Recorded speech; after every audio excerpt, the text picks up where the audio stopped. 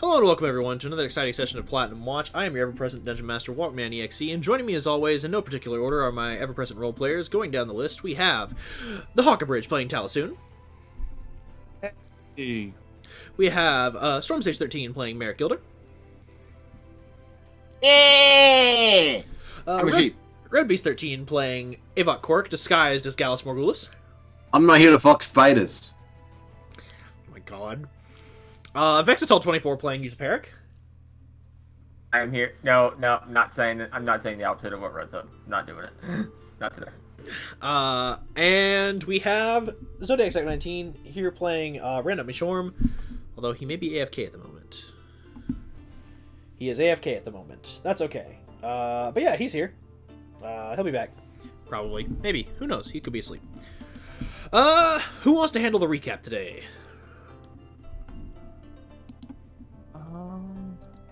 Been a hot minute, but I can try. 1 second. Hawk, did you want to take it? Mine's I might be able to pitch in and help a little bit, but for some stuff I didn't have because I didn't have the abjuration principles names, things like that. Gotcha.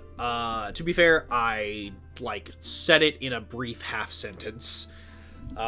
So that's okay. I'll tell you what, I will let y'all split it. And each of you can take inspiration. Give me y'all's best shot. Okay. Hawk, do you want to start off, or do you want me to? I can run through what I had. Yeah, go ahead. Lead us off. We interrogated the abjuration principle, got some relevant info out of them. We also got some info on Camilla le Fay, like how to get on her good side. They're saying she likes things like tea, poetry, epic songs, stuff like that.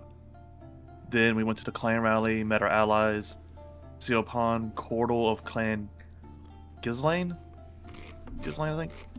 Gregor the Martra of Clan Diarmata, Grim McBear of Clan Argolin, Tala met Gregor, who she thought was trying to pick a fight, so she imitated his accent back at him. And we found out that Camilla is actually Yuza's parent. Yeah, and we knew that one. Yeah. We did also talk to her. Yuza revealed herself to Camilla, and she didn't immediately just zap us, and actually showed compassion for Yuza, and was actually very upfront and forward about everything with Galleon, I believe his name is. Galleon, yes. Yes, with Galleon, and was actually very accommodating to the idea of a truce, under the condition that if it were to come down to the final battle, the final trial being our allies versus Camilla and her allies, we would turn on our allies before fighting her. So that way, it would be we would make it so that it would just come down to the two of us. And I believe Merrick just told her, the terms seem agreeable. He's had to confer with everyone else before making an agreement on behalf of someone else. Yeah. Also, Merrick name dropped Ilam's name. Scare the shit out of everyone in the room, so we're keeping that on the down low right now. Smart. Alright. I do believe that is everything, unless anyone else has anything they want to chip in. There is one more thing I want to add. Camilla, even with this truce, would rather see, I believe she said her husband as the next clan leader? Or son. No, I thought it was her son that was arrogant and overstepping. I believe, if I remember correctly, it was... I think the son got stuck in the Feywild and is now older than the father. It was either the son or the grandson that got stuck in the Feywild. Right. I myself, since it's just been a hot minute, am having trouble remembering that one.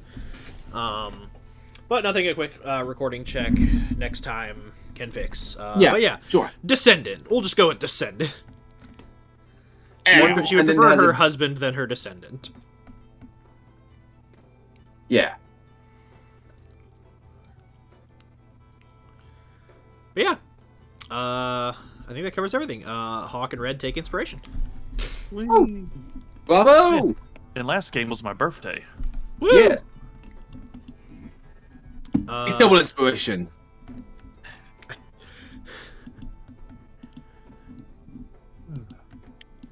I don't mind double inspiration, mostly because I usually do try and do something for people's birthdays. I just forgot, and that's on me. Although I was trying to get the Holy Avenger for you. It's That's true. all good. And also, just to go ahead and make sure that I got everything right here, because I'm taking my notes. So for Merrick, he also offered up. You guys also did your offering to the chasm. Yes. Merrick offered up his armor and his shield and got a loner shield and some loner armor. Yeah. Avok offered up his ring of free movement or ring of free action. Yes. Freedom of movement. Free movement. Yeah, yeah. Basically, it cast that on me. Rando offered up his scimitar. You offered up your arcane grimoire, right? Not your spellbook. Yeah. And then Tala was going to offer up Holy Avenger once she got it, correct? Yeah. Cool. All right.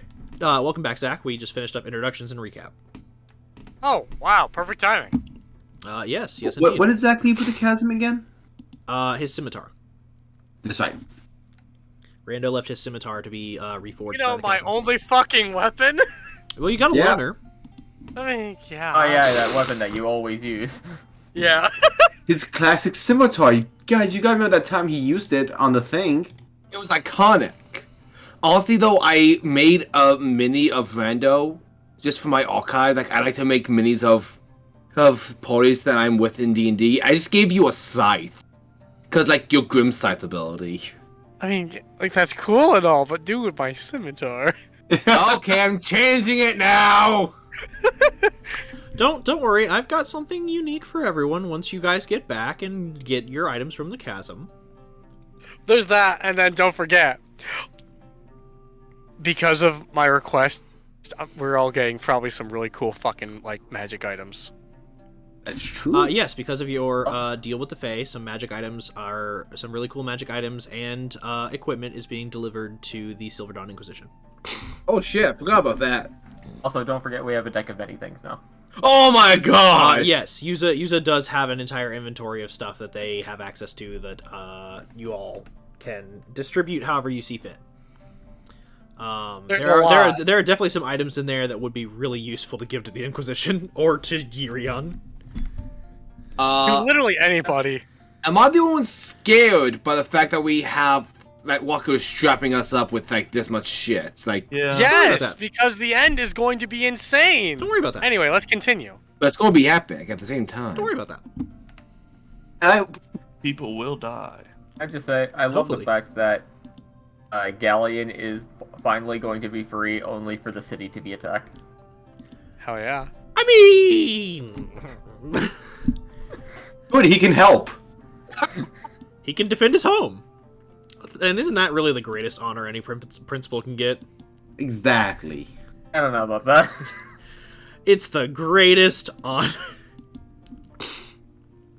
Anyway, so yeah, if I remember correctly, there were some things that everyone wanted to do. So Tala wanted to go ahead and take the offer to Clan Ergidland, because if they sign off on it, they get their Holy Avenger. Storm wanted to go find a clan historian and learn a little bit more about Clan Gilda. Gildrish, yes. Gildrich. Avok wanted to go ahead and confront James Blackhand, but not fight, because that's not allowed. But Yeah, no, confront. I want to meet my enemy. And then I think Yuza just wanted to meet Brain. Camilla, which has been done. And then Rando didn't have anything. Am I remembering? Rando gonna do rando things. Yeah, I hope Rando you're can ready do for rando rando things. things. Rando's gonna go assault the entire enemy. Yeah. Rando's gonna go up to this Vestia guy and be like, "Hey, your mom sends her regards." And just headbutt him in the face. I mean, I wasn't gonna quite go at that level, but I was thinking, cast Vicious Mockery without actually casting Vicious Mockery. True. He just summoned Gabe, and he does it. I'm gonna cause that psychic damage. But yeah.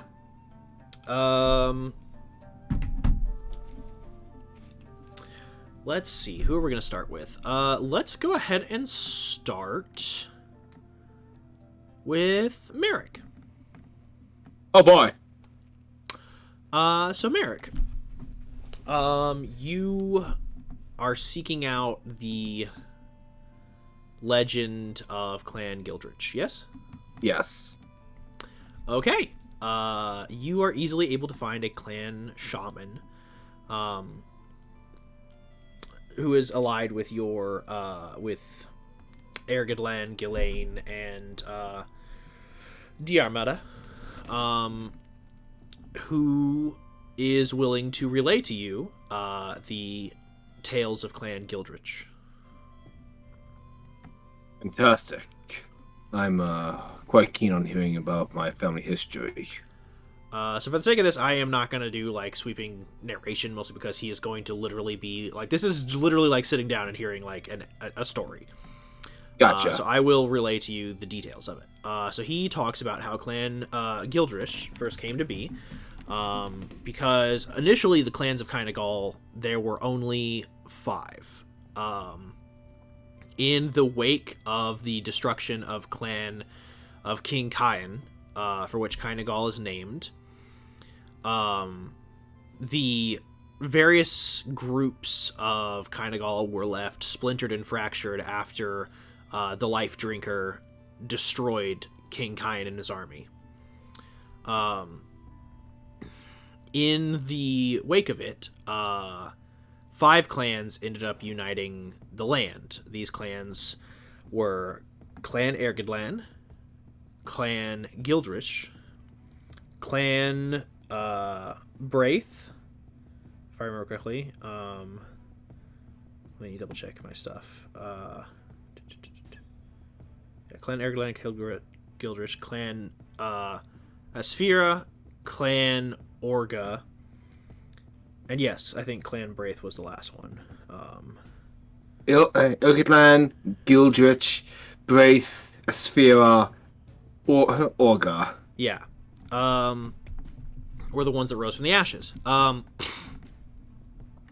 throughout the years, they worked together and repelled many invasions by foreign powers, as well as internal conflicts from the opening of Fey portals in the realm, with each of the 5 clans serving a purpose. Clan Ergedlan and Clan Gildrich were the clans of warriors, with Clan Gildrich being the clan of kings, specifically. Gildrich being kind of like the ruling body and royalty of the clans, whereas Ergedlan was their right-hand sword. Clan Braith being the shield. They were warriors, but they were protectors and defenders. A lot of Clan Braith were just like common farmers that doubled as warriors. Clan Asphira were magically minded and diplomatic. Clan Asphira was actually the ones that initially got many of the members of the Fey courts to join Caengal in alliance, allowing the Fey to come and go freely from Caengal as they wished in exchange for their protection throughout the realm. And last but not least, Clan Orga was considered the navigating sort. They were the ones that charted the land and learned how to sail, allowing for the people of Caengal to use the rivers to travel quickly around the land and spread to every corner of it. Over time, the 5 initial clans splintered and fractured into the 48 we know today, with Clan Ergedlan and Clan Braith being the only 2 remaining that kept their names. Clans Asphira and Orga disappeared into legend, although the storyteller does say that Clan Carebrock claims to be the returning of clans Orga and Asphira. and they have documents to prove it, although the legitimacy of such are kind of like questioned. It's more just out of skepticism than out of like pure disbelief. Which clan claims to be from which again? Just making sure. Carebrock claims to be the remnants of both Orga and Esphira. Okay. And he says that Clan Gildrish left long ago, setting out after Caengal basically got its start running and all the other clans were formed. Gildrish, kind of towards the end of the the middle, I guess, of the Third Age, felt that they were no longer needed in their homeland, and decided to journey out and find new land for their clan, heading across the sea to Volta, where they splintered off and grew. The storyteller does say, however, that some of Clan Gildrish did stay behind, as not all of them left, but those that did stay became assimilated with Clan Ergedlan. And to this day, like, Clan Ergedlan and Clan Gildrish are clan brothers and sworn to one another.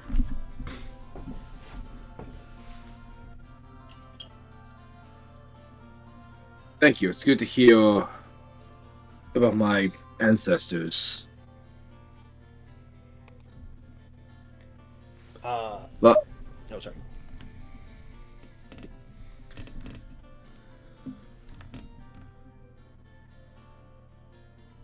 Storm, you were saying?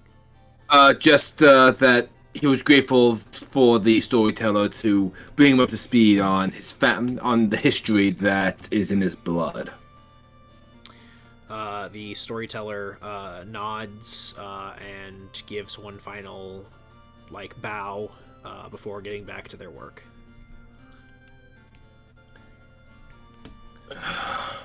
Merrick heads on out and just, I guess for the next while, he just walks around just to take in his ancestral homeland. Yeah. And think about how weird it is that even though this place runs deep in his blood, he has such a disconnect with it. Does it feel like home, or does it feel like just another place?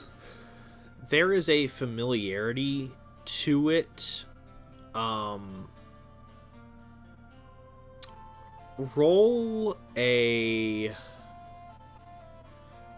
let's call it a just flat charisma check. Natural 20. All right. Holy shit. Like I said, there's a familiarity with this place. But I will ask you this question since you rolled a nat 20 on it. What is home to Merrick? That is a very hard thing, since even after the Blood Hunters, when he was taken in, he didn't have that since before he was bitten. So I would say this place, for the first time in a long time, Merrick just feels serene. Mm-hmm. And it's a strange comfort for Merrick. All right. Then as you walk around and see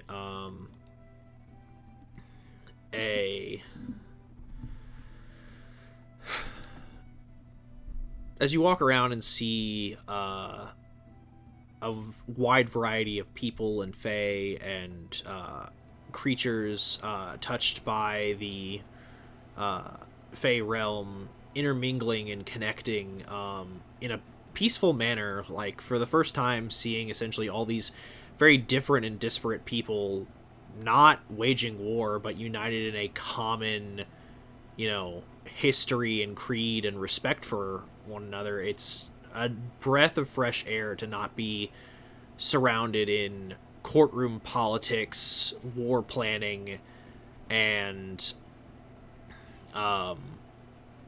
just strife that even here in this, area where the next king of a nation could be chosen through a battle and contest of skill and strategy, cunning and bloodshed, these people are calm, celebrating, reveling and having connections and empathy.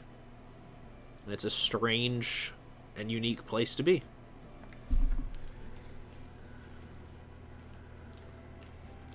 And for one such as yourself, marked by lycanthropy, to be here amongst all these different people and to feel at home, you don't feel like an outcast.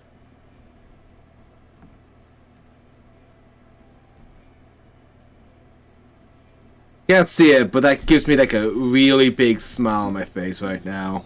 I bet it does. Merrick's just gonna find a nice quiet place to sit for a while and just enjoy the view. Like, find a hill somewhere and just look down at everything. Yeah, 100%. Like at some point during like you're just chilling and vibing, some Yeah. kids run up to you and like you get kicked with a ball, and I'll let you choose whether or not you engage with them or just leave them be. I draw my sword and kill them. No, I don't. I kick the ball and it cracks the child's nose. No, Merrick's actually gonna engage. What the hell? All right. So is Merrick, you just gonna throw it back to them, or are you gonna play ball with the kids? Play ball with the kids. Why not? All right. Such a wholesome moment for Merrick. It's gonna be so fun to go in a 180 from that. So red. Oh, never mind. He's BRB. So Tala.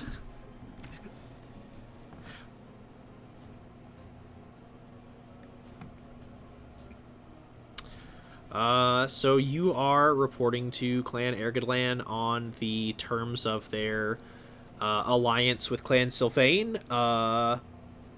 Do you head straight to Grim? Yeah. I mean, I'm assuming the group's okay with this. Yeah, as far as I remember, they all yeah. voted off on it. Yeah, I thought so. Yeah, she's gonna go to Grim McBar. Yeah, I kind of like seeing you approach. He steps away from everyone else and is just like, yeah, what can I do for you? Well, I am here with Camilla le Fay's terms, and Tala just kind of outlines what the group agreed on and everything. He like sits there and contemplates it and is like, right, so if we make it to the finals and it just comes down to our champions versus their champions, we just have to ensure that Sylvain and the Silver Dawn make it to the finals before we go out against each other. Correct. Basically an alliance to get us to the final step, and then looks like a no holds barred, I suppose. Well, I can't say that I like the idea of going against those I've allied myself with, but that is the terms anyway once we reach that stage of the competition, so Right. I don't mind showing a little favoritism for the sake of long-lasting peace. Nor would we. I'll agree to meet with this Camilla and discuss further terms. You don't have to worry about that. I'll send my own messenger, but thank you for bringing these to my door and presenting me with the offer. Yes, sir. Thank you for your patience and consideration with this. My pleasure. Well, I'll go find Finn and send him on to talk to them. And he steps back inside the tent to look for Finn. And almost immediately you hear just kind of a loud, like, I can't do it here, but like a scree. And you see like a bat, in broad daylight, just flying towards you. Wow, that was quick. The bat is flying kind of cock-winged, like it's not really flying straight. And as it kind of like falls and thumps into the ground, you watch as it shifts and transforms into the form of a very familiar deep gnome vampire that you are refreshed with as Damien rocks up to Tyler and just goes, Mistress Tyler has completed requests from Master. Yes, I did. Were you spying on me, Damien? Damien is everywhere and nowhere. What is Damien? As he sits there and like has a very minute, like, I don't know, like half-second existential crisis before getting distracted. Paula just looks a little uneasy, like, everywhere, huh? And nowhere. And he does, and yet again he dissociates. So, how can I help you, Damien? Trying not to think of some less than lawful good thoughts right now. He's just... Tala is debating punting Damien. No one would fault you. It's mostly like she has stood up for Damien multiple times at this point. But even now she's like, oh god, this little creep's watching me go to the bathroom, isn't he? Like, stuff like that's in her head. He's just like, it is not how you can help Damien, but how Damien can help you. And he reaches into his coat and, like a bag of holding, pulls out a fucking full long sword that is like 3 times his size. Tala just picks up the sword by the hilt as he's just struggling to lift it. I'll hold on to this. I think since you're part vampire, this actually might physically hurt you to touch or something. I don't really know. It causes Damien unending agony to even look upon the blade. Tala, as he says this, Tala is just unsheathing the blade and just like, oh, sorry. As you unsheath, he just screams. Tala just like slowly sheathes it. He just keeps screaming until the hilt just goes, like until it clicks. He just keeps screaming. Everyone's just watching this rock gnome freak out and like roll around on the ground screaming. And people are just like looking at you like really weird, like, did they inflict damage upon this thing? Did they break the rules? And then once Damien stands up and there's no wounds on him, they're like, okay. And people just go about their business and like, we're just gonna ignore this. Tala feels somehow more embarrassed. Damien's just like, is there anything else that Tala soon requires of Damien? Tell your master I said thank you, and yeah, don't watch me. It kind of makes me uncomfortable. Okay.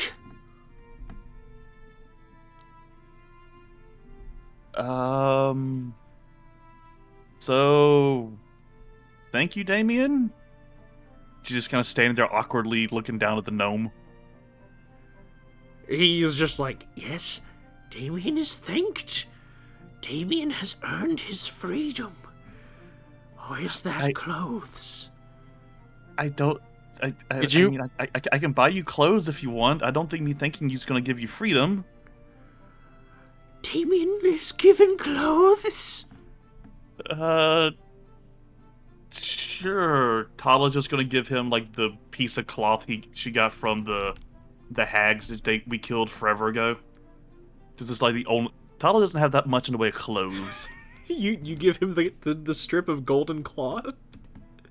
I mean, is it just golden cloth? Like we had someone look at the recipe book and the soul stone and all that. It is... Well, I mean, it's a little more than golden cloth, but you've got golden cloth. So else I got on me and I can potentially give the little guy. I mean, I don't know, you man. can give it to him if you want. I don't know, now you got me kind of suspicious feeling. No, honestly, it's just funny for me. Okay, I'll give him some of the cloth because we got a lot of it. He. Okay. He takes We it. broke the DM. Instantly becomes a god. He takes We have it. broke the DM. And it's just like, Damien has been given clothes.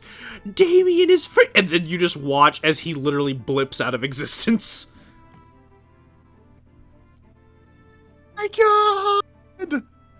Bye, Damien. Tala just screams, "Oh my God! Merrick. I killed him with kindness, literally." Merrick. And this was in Yes. violation of his contract. You receive ascending as this happens.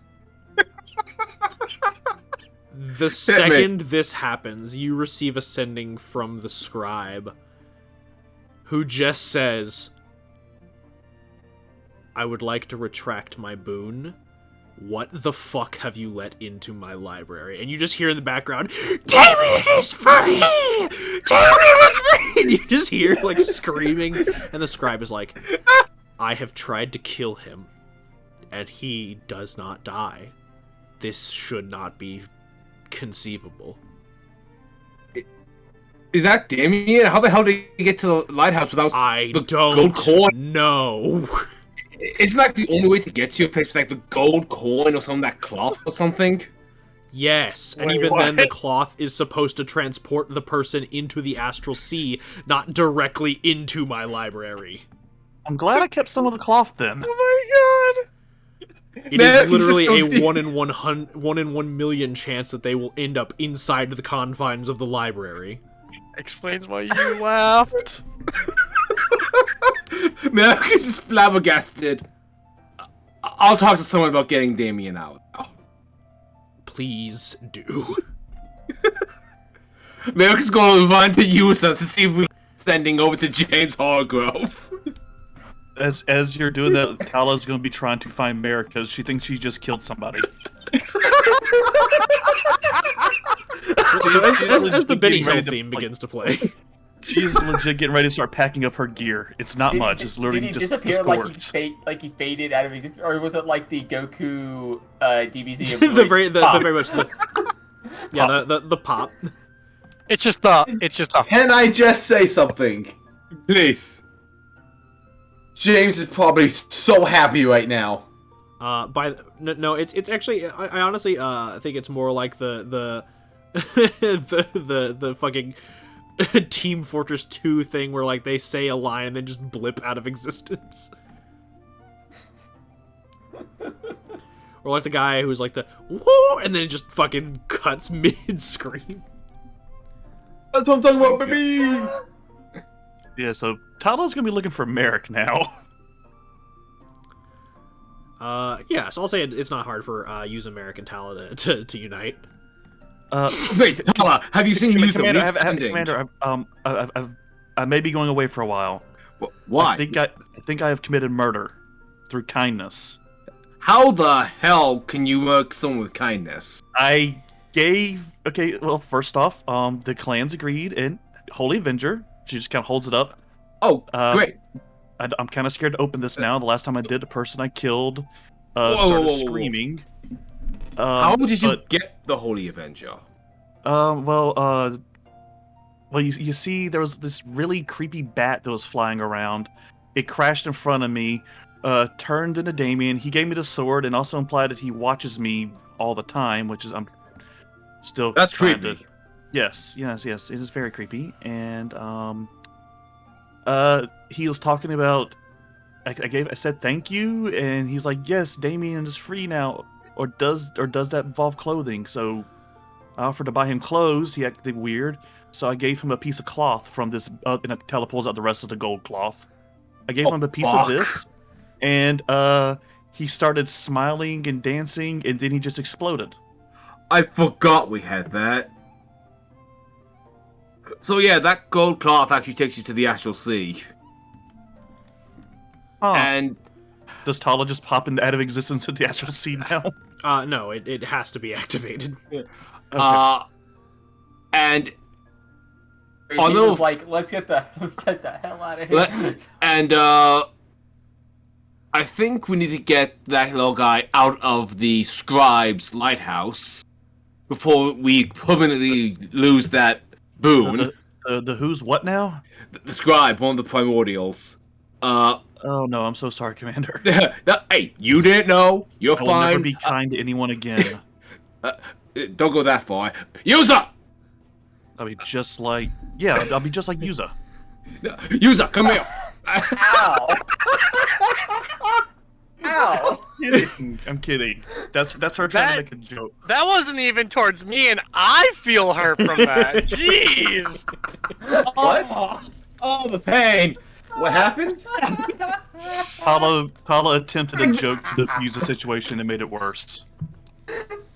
No, that was a great joke. No, I missed that. I was AFK. It's like Talos be like, oh yeah, I'll never be kind to anyone again. Like, and then he goes, Yuza, like, yeah, like Yuza. Oh, God. Just It does the fact that I opened up my entire brain. America's like... This is Merrick right now. She's like, yeah. She's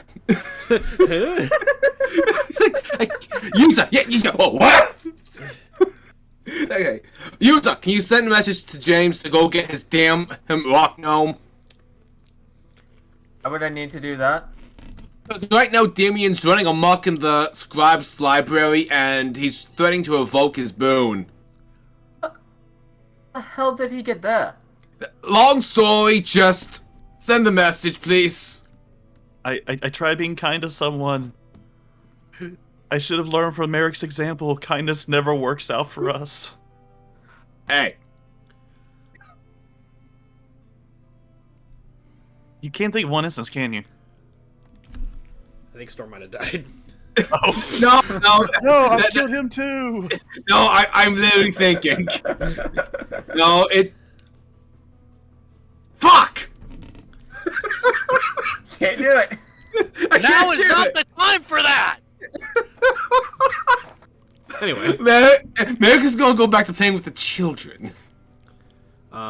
So- Don't you just send me there and then I can just teleport back with him? It's a 1 in 1 million shot. Just... Do I still have the gold coin? You have the boon that takes you to the library. Oh, yeah. So, Vex should in theory also have it. Technically Right? it can only be used once. Oh, yeah, we don't want to burn that. However, so, you yeah. have been there before, so I will say that if you provided the help action in Yuza, say, doing a plane shift, you all could get there. Right, let's do this. Let's go, use up. That was my intention anyway. I guess wait, I'm hold on. If I plane shift there, I can't plane shift back. I can plane shift you back. It's a primordial. Okay. I guess I'm going to. Why can't they get rid of it? Yeah, Because I'll explain in a minute. I guess I have to kill Damien again. No, we're just gonna grab the little fucker and leave. Alright, let's go. I'd like to see that. Anyway, as you all plane shift into the library, as you all are now in the library of the lighthouse, and you just hear mad cackling, and you can see like flashes of gold light all around as he's just blasting without abandon to try and just end Damien's existence. The second he's in range, I'm making a grapple check. He's just running. He's like, and, rolling out contested athletics. I would also like to try and dive and tackle him. This is so funny to watch a fucking blood hunter lycanthrope and a fucking angel try and grapple a rock gnome like a greased pig. What do I need to roll to try and like grab? This is athletics for both of you. Oh, athletics! I was just using strength. You described it that way. Oh my god, that's way higher. Holy shit. Yeah, you're proficient. Good luck. And I have like goddamn like boosted strength. Holy shit. I hope Damien gets like a 30. Damn it. I actually miscounted last time. So what'd you roll, Tala? Talo 27, great. America 28. I miscounted. Sorry, it's also a 28. So that's 28 for both of you? Yep. Cool. That's a 33 for Damien. Fucking called it! So 19 plus 14, baby. Motherfucker! As he just Okay. wriggles free and runs off screaming. Okay, in that case, the motherfucker needs to make a wisdom save. It's about to get real. As he begins bolting. I guess since we're doing this, I'll roll my portage real quick. Yeah, wisdom save, you said? Yeah, I guess Sleep my on whole this dude? person. Okay. Oh, good. That's a natural 1. So how about I just cast polymorph on him? But he's need to roll a 1. Well, I mean, that's. He would have failed the whole person anyway. Yeah, I already cast it. That's a 3 minus 4. That's a -1. Man, his cast hold person walks up, grabs him by the scruff, throws him over his shoulder, and just walks back to the group. I'm terribly sorry about that. The scribe runs back over and he's like, I have literally attempted to destroy him, and he just keeps coming back to life. Yeah, He that seems does to be that. that's an ongoing problem with him. Can you send us to the Shadowfell real fast? We gotta drop this guy off. Sorry, sir. This is I just. Yeah, I'm not gonna be nice to him again. I would like the rest of my cloth back, please. That is Oh. fair. I Just did not perusing know books. this was yours. I just found it on a hag. As you hold it out, he just holds up his sleeve, and you watch as the cloth disassembles into individual threads and then returns to his robes. And he's just like, it's fine. And he just looks at Damien, and he just goes, when all of the lights in the heavens have faded and there is nothing but oblivion, I will ensure that your very existence is reduced to naught but atoms. And Damien just is held personed and just goes, Damien looks forward to the day he can stare back into the abyss and laugh as it mocked him. And the scribe fails against Damien's intimidation check. And Can you send us... takes a Can step back and you, like, get this fucking thing out Guy, of you here. found the maw. No, we, really! We should can use you- Damien! Can we punt this guy into the Shadowfell, please? He Oh, just, we're just gonna look- opens a rift into the Shadowfell. Can we Damien, just you use need to him be against nice the to mob? people. Merc just tosses him in. Damien, the second his hold person comes free as he's falling, like free fall into the Shadowfell, begins screaming before he just fucking cracks his back into like 15 different rooftops on the way down. Commander, that wasn't very lawful good of you.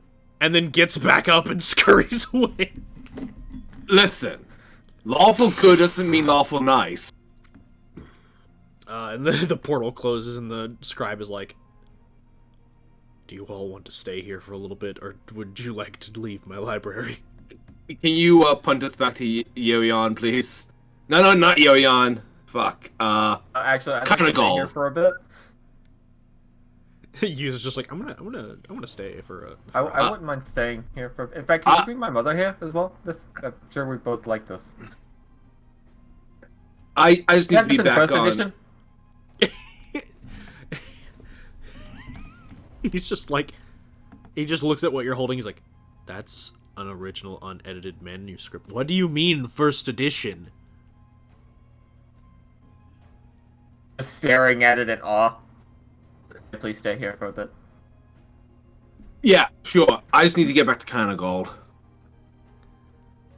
He just looks at you and Tal and is like, are you both leaving? Yes, I think I've done enough here. Yeah. I'll send your friend back at some other time. We'll just, and he like waves his hand, and Merrick, you feel the ring of gold coins that you have get lighter as the gold coin he gave you appears in his hand, and then transforms itself into a library card. Yes, that's what I wanted. He just gives it to Yuza, and he's like, just use this responsibly. I will do my absolute best. I was honestly expecting Yuza to just be like, no. And immediately run down an aisle to grab more books. Thank you, Yuza. Actually, no, I think Yuza's response would be, we sure to abuse this as much as possible. And he's just like... and just plain shifts Tala and Merrick out of the library.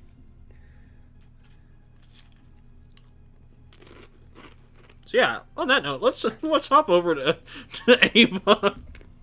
And then I just called up and I was like, you are not gonna believe where I am right now. Mom, you're not gonna believe it. I got the coolest library card ever. Why is Damien? Okay. So you're checking out the competition? Actually gonna add that to Yuza's inventory.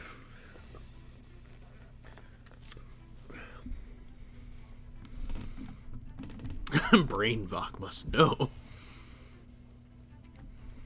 I mean, I can honestly answer that for y'all right now. If people actually want to know the answer. Sure. So Damien is the living embodiment of the Lucky Feet.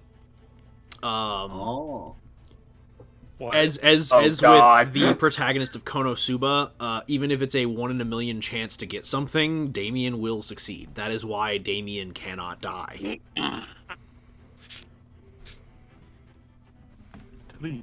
Oh god. Why He is this can't fighting the die law? He can't die because luck? Yeah, because he'll always roll perfect death saves. Let's send this guy after the maw. That's what I was saying! Yeah. Can't wait for us to But front I the German actually, campaign, I'll too. go ahead and say this just because I never plan on using Damien again. Damn it! This is the saddest day of my life. If Tala had run him through with the Holy Avenger, that would have been the only instance in which Damien would have finally died. Oh God. Because So it's all Because up to it's a Tala Holy whether or not he Avenger and dies. he's an undead. And there's It's all no under Tala save when he against dies. that. So I was legit, as a joke, just going to tap him with a sword. Yeah, I mean, like, Zach, there's no save against Kryptonite. Like, let's be honest here. No, you're not wrong, you're not wrong. Like legit, I was just going to like poke him with the tip of the sword and see what would happen. That would probably have killed him. Amazing. Tala would have been freaked. That would have... he would have just reduced to ash.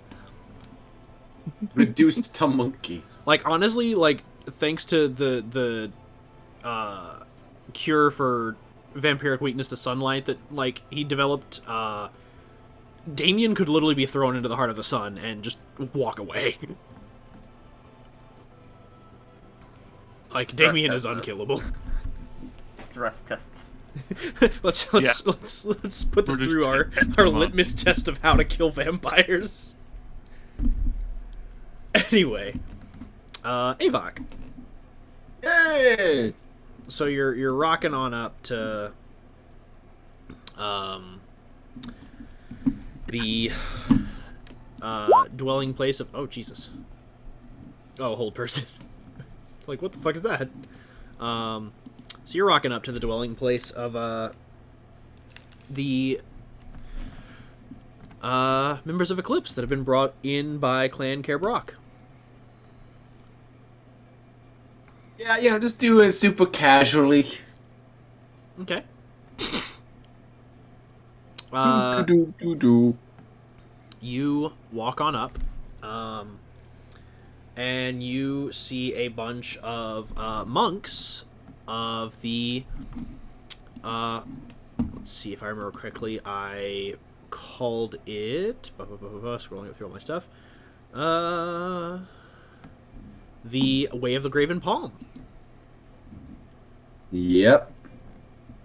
So you are watching a bunch of students spar and practice as James Blackhand is walking around casually overseeing it. You are looking at a human man in his he is in like, even though he is old, like Voss looks pretty young, but like Guan and Suyin look their age, being kind of like in their 70s, like 70s, 50s. James looks incredible. Like, he obviously looks like a man like in his 70s, but you can tell, like, this is a master monk. Like, this is someone in his physical prime. Just by the way he stands and carries himself as he moves across the ground. He has black hair with a single white streak in it, piercing onyx eyes, a black robe with kind of like orange fringes and trim to it, and there's an outline on the back of his robe of a just like single open like palm hand that is black. And he's just kind of like casually striding around watching his students spar against one another. And the one thing that you notice is that during the sparring session, they're all like evenly matching one another. But one student falters and slips, losing his footing and falls to the ground. And without hesitation, the student he is sparring with goes in and like punches him directly like in the chest, like basically in the heart. And you watch as the student begins to like convulse and seize, and no one does anything to help him, as they all just kind of like watch him die.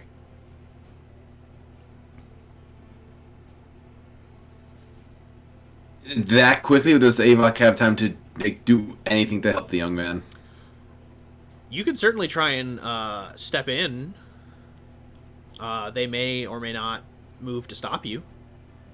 Avok will give it a shot to try and jump in. Yeah, they don't stop you. Okay. God, what do I have that can stop a 5-finger, the 5-touch palm of death?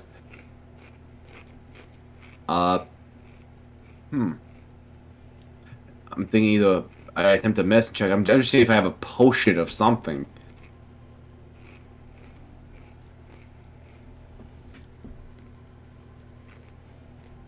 I mean, I'm hoping a normal potion would heal a child. I'm just making sure if I have a potion of anything. I have a superior, but I'm just like, do I have anything smaller?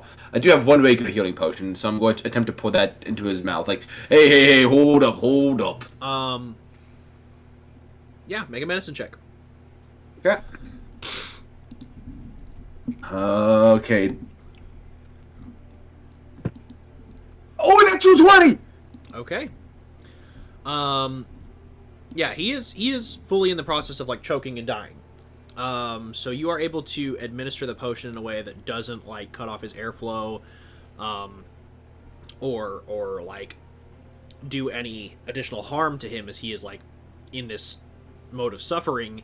And his body stills, and he takes his first gasp of fresh air. And he looks up at you, and there is just a look of complete and utter like shame and defeat in his eyes at the fact that you have helped him. Do not be ashamed. This was a poor path. And as you say this, like by the way, I've turned down the bard. I know that it's, like it is royalty free because it's a folk song, but I'm not really in the mood for fucking Christmas songs here in my Celtic fantasy playlist. He looks up at like James, who was paying his student no mind until you spoke up, and looks at you and just goes, "So, you know this student's path more than his sensei. You would claim to have more experience than a master. I know no master would wish for their student's path to end so soon. That is a very contrarian philosophy.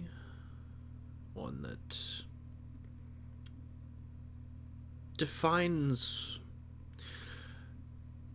And he seems to be, like, deep in thought, and he just goes... What is an end, Master Orc? Morgulus. Morgulus, what is an end?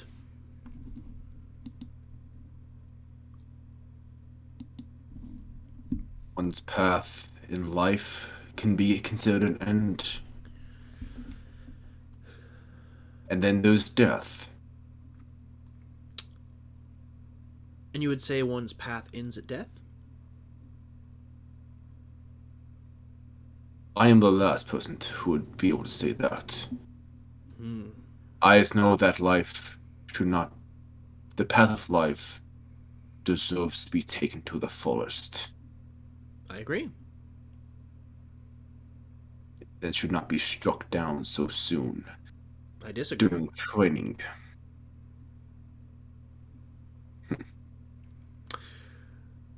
You are correct. The path of life must be taken to the fullest. One must experience everything that they can while they live. However, the one thing that life doesn't have room for is weakness.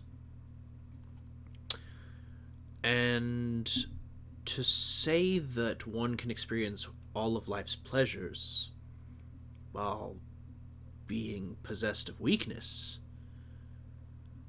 is untrue. For you see, and he looks over at the student that delivered the killing blow, he goes, my student here learned a valuable lesson in what it takes to overcome and overpower your opponent, to take their life, to ensure your own survival, to continue another day, to experience more of life. He looks at the student that was on the ground dying but a moment ago, and he goes, and this student here learned the ultimate price for failure and weakness. I turn to the student that did the killing blow. Have you learned that you should always be ready to kill your ally, your classmates? On the battlefield, there are no allies or classmates. There is you, and there is the enemy. Are you so alone that in this group of students, you do not see anyone else? If that is the case, your master has only shown you darkness, and I pity him. Truly, his experience with Su Yin must have darkened his heart. Ah, you think but a single woman is the reason for all of my woes? No. I learned long before Su Yin that in order to take what is yours, to live the life you want, you need power. You need to defy death. And so I teach my students the means by which to be strong, the means by which they can take what is rightfully theirs.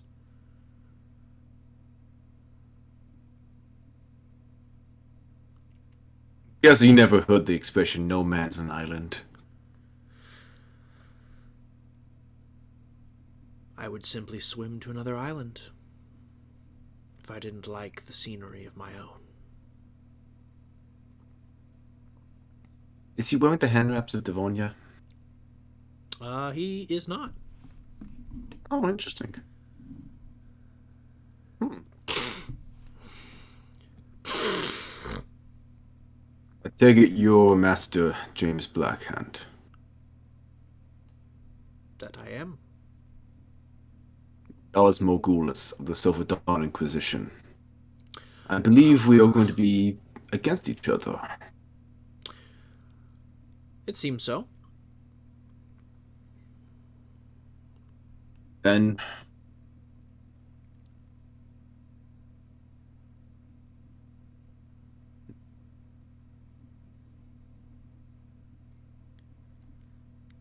quite eager to see what you have. Perhaps a sparring match before things get interesting. Hmm. I'm just trying to figure out if I want to be surprised when we finally meet. He steps up to you and looks down at you and just goes, I think you'll just have to wait and be surprised. Because I'm not going to fight my enemy in a place with so many witnesses. Place where you're Especially not those allowed to that- kill me. That, and I don't want people learning all of my best moves.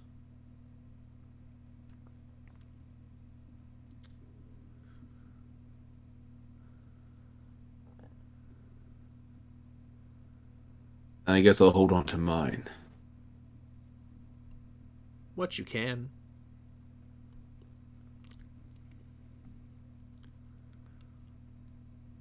After all, your eyes of truth may see a lot of things, but I see much farther than that. How much can you see from the grass, serpent? Quite a great deal.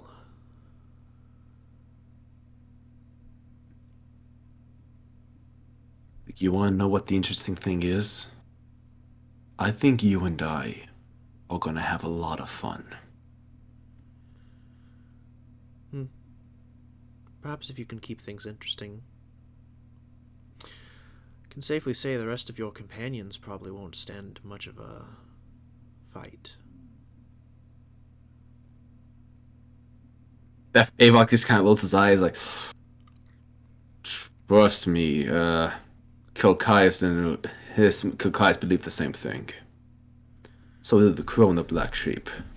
Ah, so you've killed Baralt and Marduk. And I guess you Ooh, feel proud of yourself.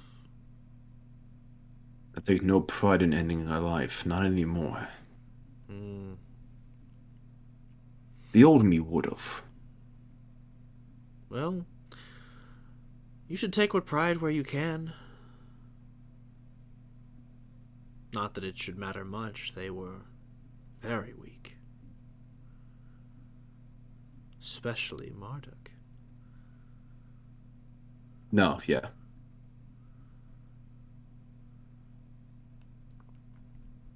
Question, Walker, I just have a question. Mhm. Avok is aware of the title of High Prophet, but he knows nothing further, right? No one knows anything about Okay, the High Prophet. just wanted to double outside check on of, that. One exists at the head of every branch of Eclipse. Okay.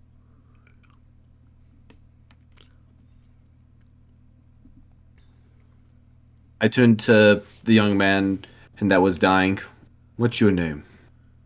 He is fully not looking at any of, like, either his master or you or the student. He is fully just looking down at the ground. But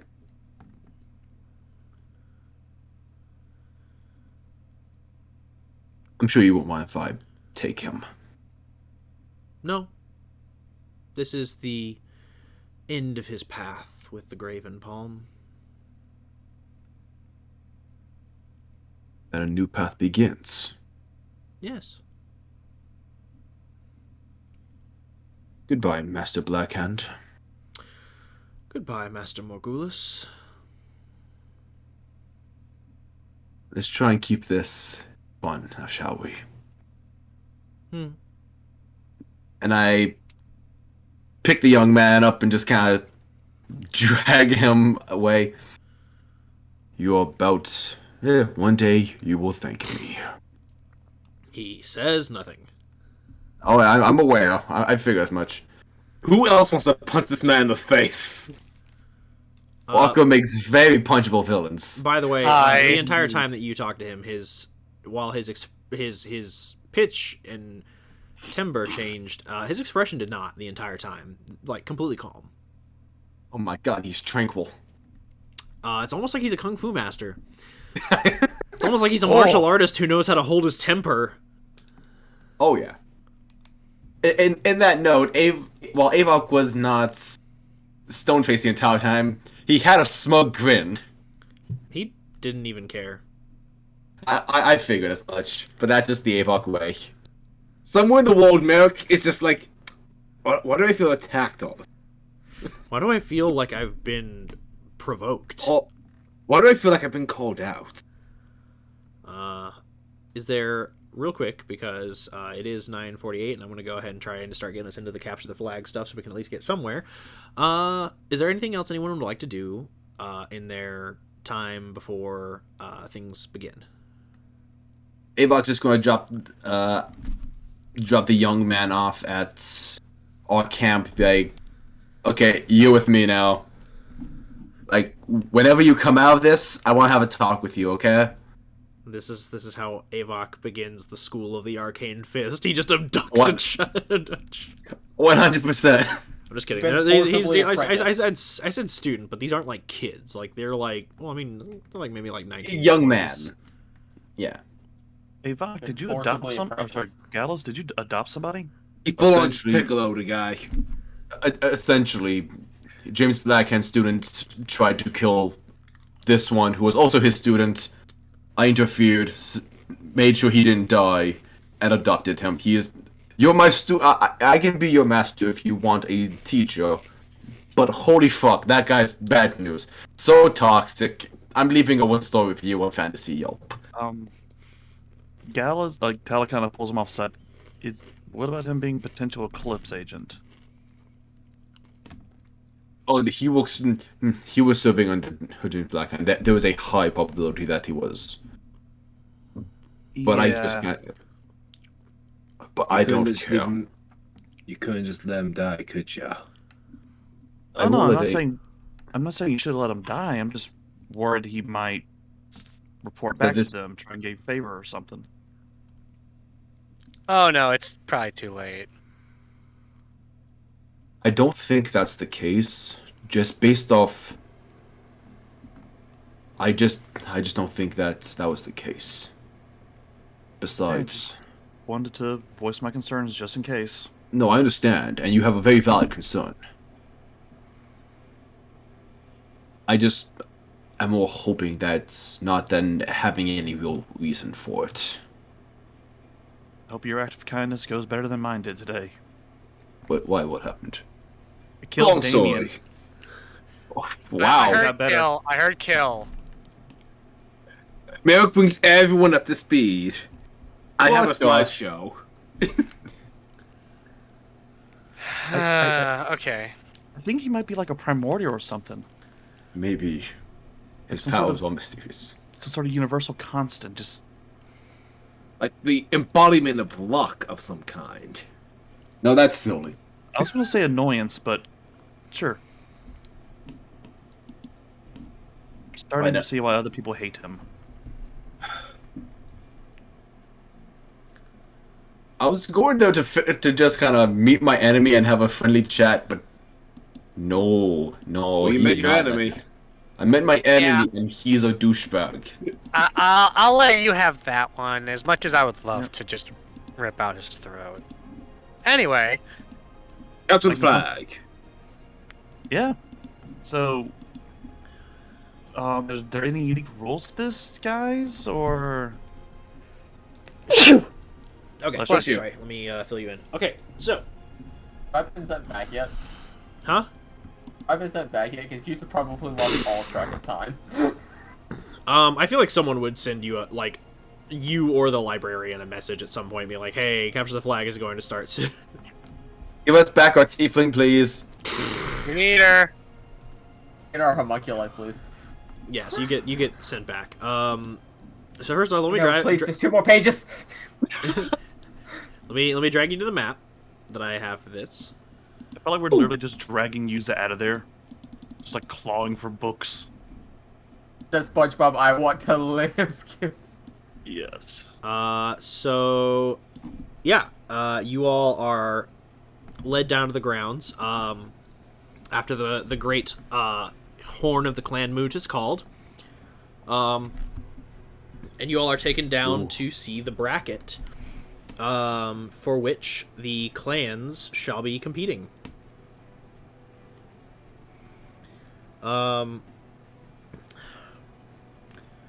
So,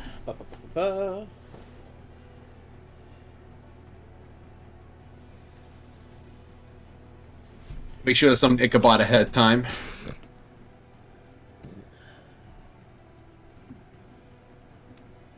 all right. We should get a familiar rando. They seem cool.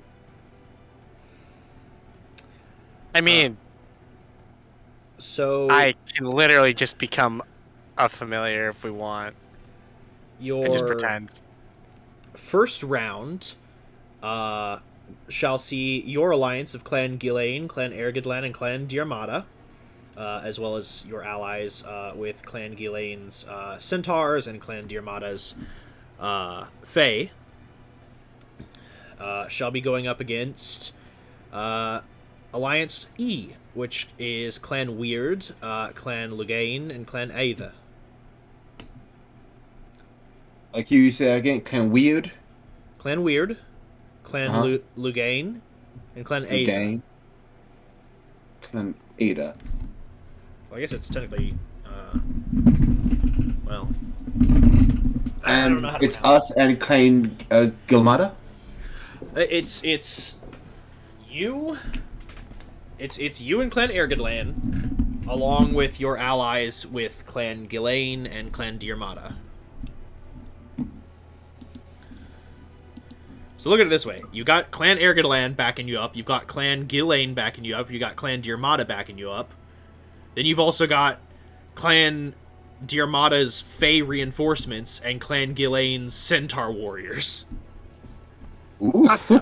So this is a full, like, military field action battle. And these are all happening concurrently at various other fields. Gotcha. Like, And this remember, guys, action economy wins. this is a full military movement type thing. So here's how this is going to work. So there are 3 positions you can take: Defender, Attacker, and Scout. So a Scout's job is specifically non-conflict. A Scout will basically be relegated to stealth rolls and perception checks. Your job is to sneak behind enemy lines and to survey. You will be running with a bunch of other people that are assigned Scout, and your job will basically, again, be scouting out the area. You're trying to find the flag. Scouts also have means of communicating via long range with attackers and defenders. Attackers' jobs is to just go in, attack, and actually capture the flag. So your job is to cross enemy lines, disable them, and claim their flag. Then defenders, your job is to protect your flag. You are to stay within proximity or within choke points that are beneficial on your side of the territory and secure it against enemy movement.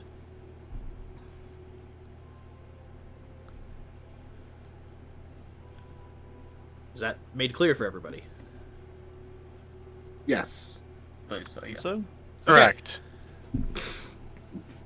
Yes. So, I will be assigning NPCs in various places, but you all get to decide what roles you want to fill. Well, I think we all Gallus- know what Gallus is going. Yeah, Gallus goes to the group. Is like, okay, so I think I should be a scout. Yeah, Okay. you think? Yeah, I can move Uh, fast, and I can have Ichabod in the air to help reveal the location of the flag. I can. Kala and I are probably going to be attackers. Yeah, seems to be our strength. Yeah. Zach, I I know in have the group. defender. Yeah. Oh, wait, what? Yeah, I was going to say in the group chat you were mentioning being defender. Vex, does user have any of the spells like Wall of Fire, Wall of Ice, etc.? I have Wall of Light, Wall of Fire, and that's it as far as walls Okay. go. So you can, if need be, you can set up a wall as like as a barrier if anyone gets close. Or, here's an idea. I just cast Demi-Plane. I take the flag and I put it in there. How No big one is the can get it. flag? So, here's the thing. The flag cannot leave the grounds.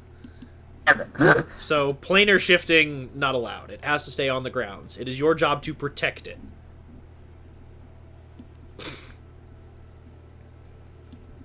I feel like that's a pretty good protection.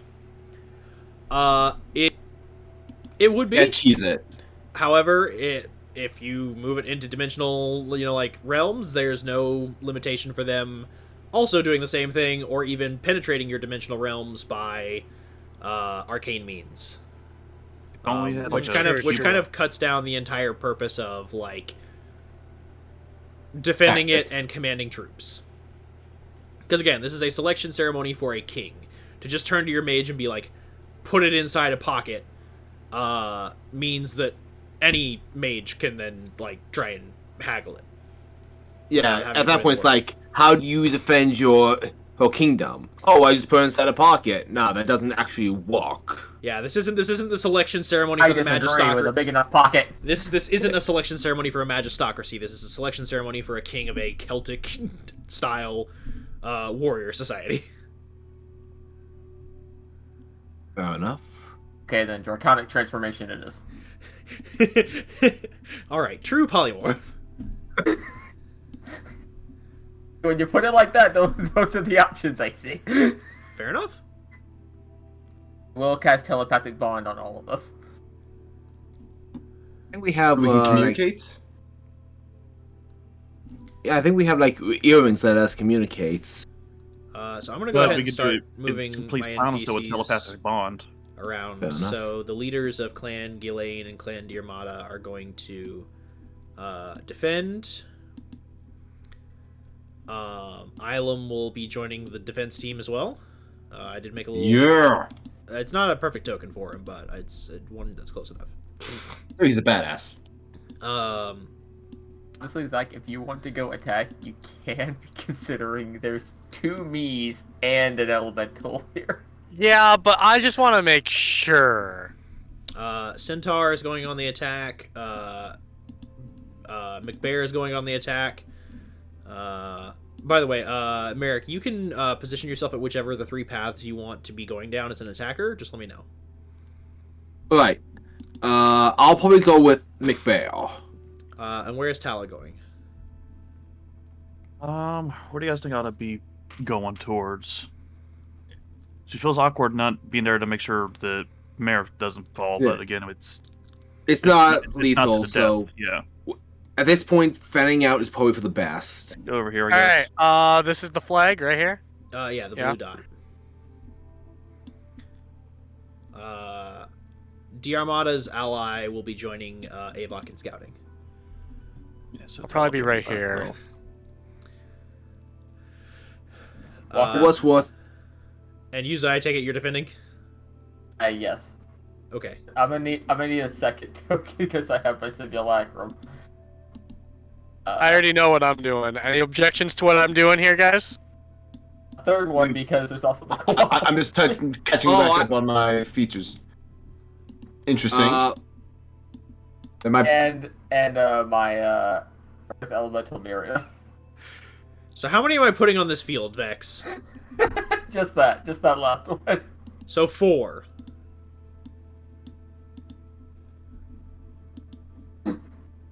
Told you this is gonna get crazy. Oh, you want the wizard on defense? Well, here you go! And yes, Guys. Zach, how can I help you? For me? Yeah. Alright. What do you I'm need, going my man? to. Yep. So. Shit, you probably can't see. This area over here. Uh-huh. I'm just going to cast a 5th level spell. Okay. And that is going to be Transmute Rock. Okay. And I'm going to turn the area into mud. Okay.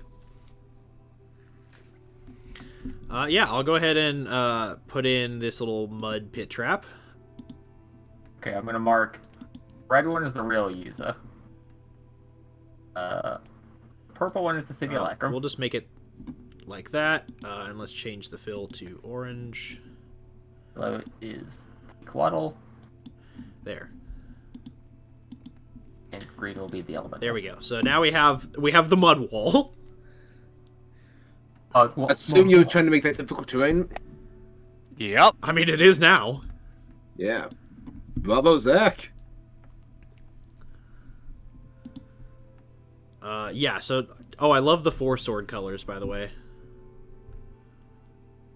Where's Yeah. where's Blue Link?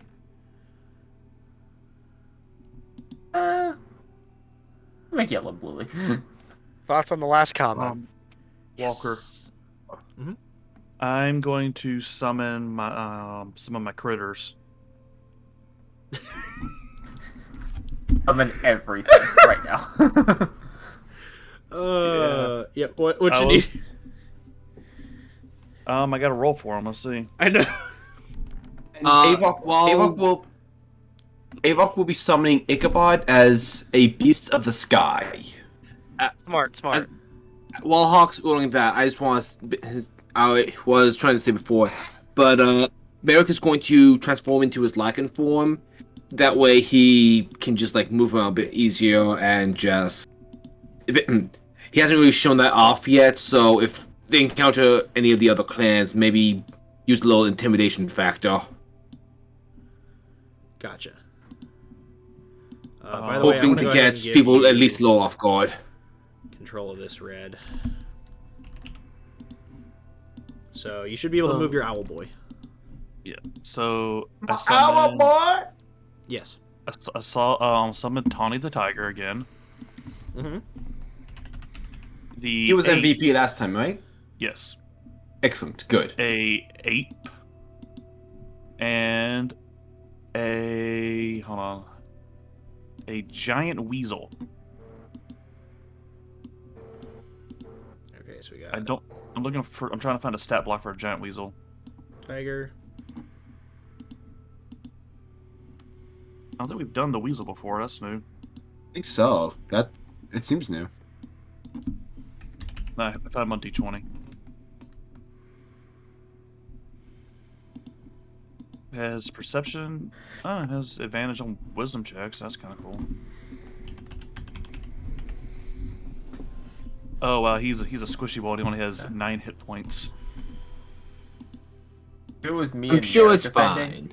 if it was me and Merrick defending, I totally would just drop anti-magic field on the flag, so anyone who wants to get it has to go to an anti-magic field where Merrick just fucks them up. Oh, that'd be hilarious. My sword I guess is a plus. Avok would be the better choice of that because Yeah. he can move. My sword's a +2 and all my blood curses are. But my wolf transformation's not a magical effect as far as I'm aware. I just become ripped and then I rip people in half. Okay. So then So we got You're not wolf man, you're man wolf. yes, Hawk. I'm I mad was bear gonna- pig. I was gonna have the weasel kind of scout ahead a little bit as like a early warning system since it has good perception. Gotcha. Gotcha. I am just going to use a rat, by the way, for the weasel, because that's just going to save me a lot of time. That's fine.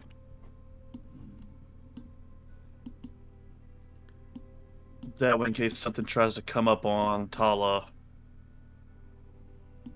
you have an early warning, I guess. Gotcha. Okay, so I've given you control of all of your beasts. Your tiger, ape, and weasel. And I have given Avok control of Ichabod. I just put Ichabod's stats into his token. Gotcha. Merrick is in big ol' wolf form. By the way, you're going to want to pull the weasel back a bit, because you're cutting into enemy territory right now. Okay, there we go. Rando's on defense, uses on everything. This is on extra defense. And Rando's on defense with his big ol' mud wall. Do you want to use your wild shape now? Nah, dude. I'm okay for now. You could hide as an earth elemental and have tremor sense underneath the ground. Like, you'll know when people are coming. You already have an earth elemental. Yeah, the earth elemental already signaled that, like, there's danger. Okay. The only way for, like, us to really not know something's coming is if something... I'm gonna be quiet. I'm gonna be quiet on my thoughts. No, please Don't want to speak give out Walker loud. ideas. Anyway, I'm gonna mute. Alright. On that note, the horn is blown to begin. I need everyone to roll me initiative. Let's go! Cocked. Walker, do you just want to say every one of my things goes on my turn?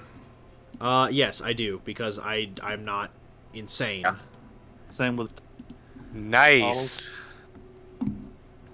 Forget what my initiative bonus is. By the way, I'm going to just pick Ilem's token and make that the NPC turn. Fair enough. I rolled a 19, so I'm happy. Except for the bad Shit. NPCs. Bad NPCs are... I sorry, think I fucked up. enemy I like NPCs. how that implies like that you have a 22 intelligence. It's been so long since I had to look at my dexterity. Oh yeah, I buffed that recently. 22 also. Oh, nice. Sorry, I'm Holy sorry, shit! Sorry I couldn't break the chair. I'm sorry I couldn't keep the thing going. Dude, come on! We were all like right there. I would have had to roll a natural 20. I was about to say the siblings are in sync, but everybody's in sync. I just buffed Merrick's dex recently too. How did I buff his dex? I think I took the slasher feed or something. Teamwork makes the dream work. Exactly. Fine, you So, can I think you and I have. Oh yeah, it was slasher. I rolled a 7 and then a 17. What did Yeah, you say about? I was saying I think Tala and Merrick now have the same dex. I took the slasher feats and buffed up dex. Tala is a 16 dex. Yep, same as Merrick now. Cool. Okay, so real quick. Of my 22s, I think believe we all have a Avok plus has the 3. highest dex. Avok has Or- a +5. Oh, okay. So Avok, Yeah, go Avok, first. you go first. Also, it makes sense for you to go first because you're scouting out. Yeah, Avok and Ichabod just gonna start sprinting. Avok just immediately gonna jump into the trees and stealth, while Ichabod's gonna fly above and scout from the sky. You going Sasuke retrieval lock this shit? Exactly. Gotcha. Real quick, hold on. Yes. Tala, Rando, He's Merrick. gonna- What order are we going? I'll I'll go last. I'll go first of the trio then. Okay. All right. This is gonna be solid. So Avok, first thing I need from you Yeah. is a stealth check. And you will be able to move. How far is your movement? 50 feet. You can move up to here. I made the tokens a little bigger, but Yeah. Keeping the Okay, movement I'll the move same. up there. Oh my god! I should have cast Pass Without a Trace. yeah, you should have. That's a 35. You fucking Natural bugs. 20. All right. What is going on with your rolls tonight? I know that's the second at 20. So you've moved up, and Ichabod can move with you. Right. I'm going to keep him like kind of off center from me so that if anyone notices Ichabod, it doesn't give away my position. Okay. We need to get you a. We need to get you plus an item that just gives you +1 to your stealth. That way your max can be 50. And I will need a perception check from you, my man. You got it. Perception. That is perception. That is a 20 total. Okay. I will do a bad. I will start putting a person on the map. As they are the closest one to you. Whoopambus.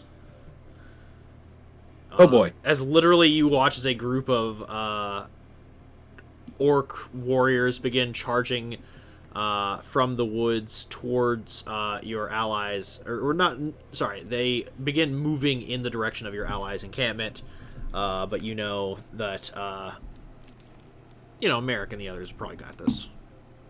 Right. And that will be your turn.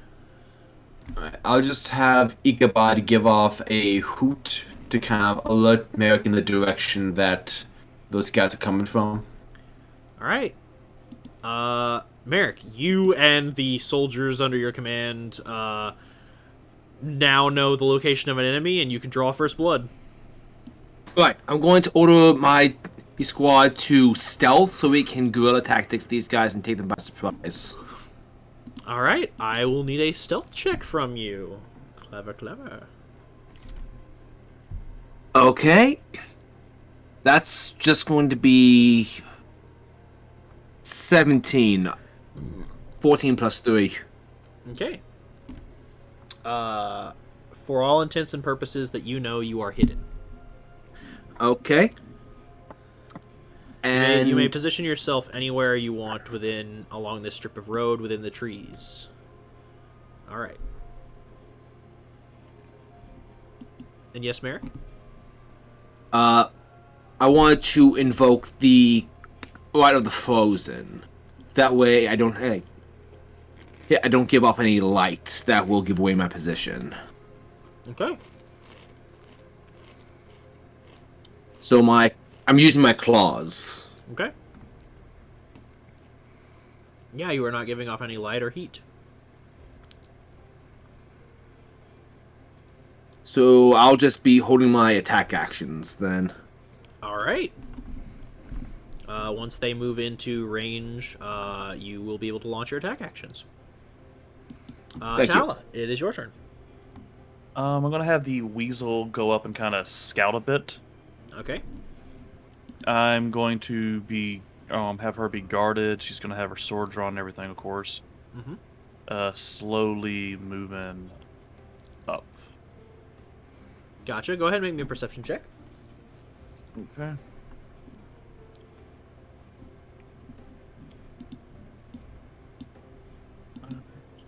And since the weasel has advantage on checks rely on hearing or smell, would it have advantage here then, or nah? Mm-hmm. Okay.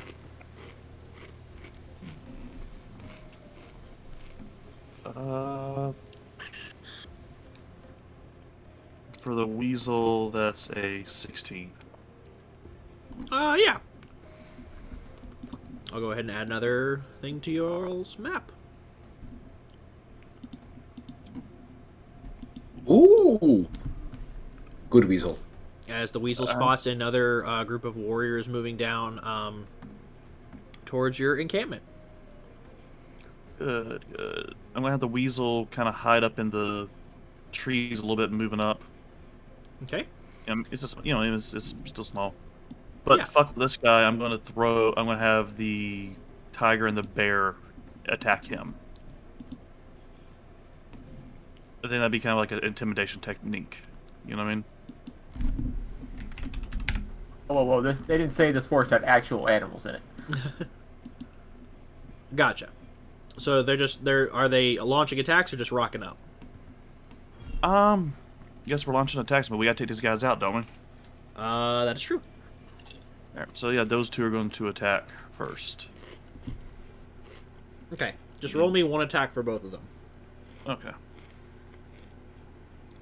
I think they got the same mod anyway. Hold on. I was about to say, use the higher attack modifier.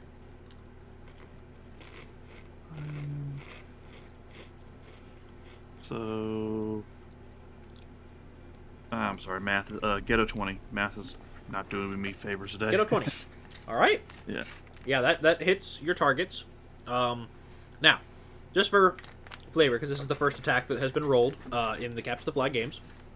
I do basically have like army stat blocks, like, so y'all don't have to worry about essentially your characters getting massively fucked up, or having to worry about like hitting high levels of armor class or like dealing like a crazy amount of damage.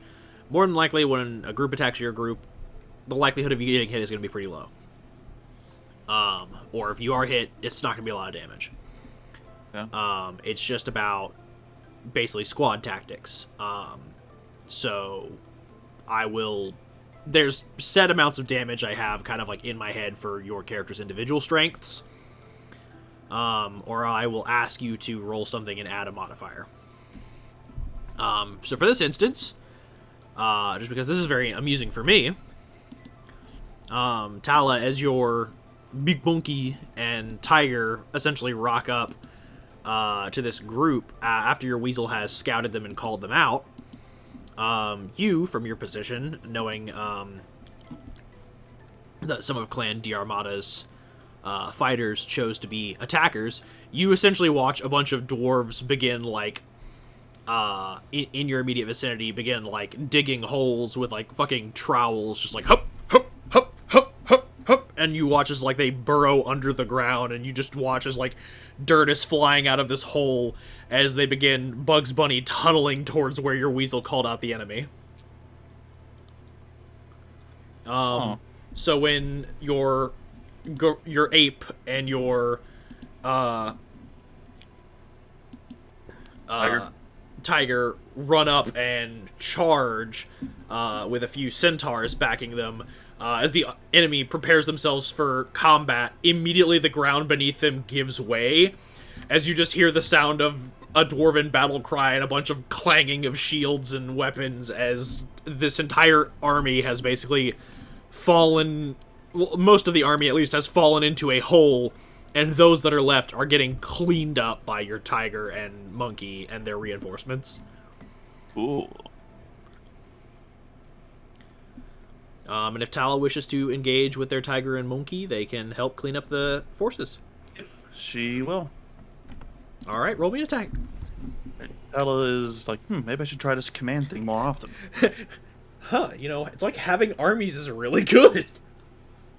Maybe I should lead the Inquisition. Yeah. Nah. Ooh, that's 20. Let's begin. Yes!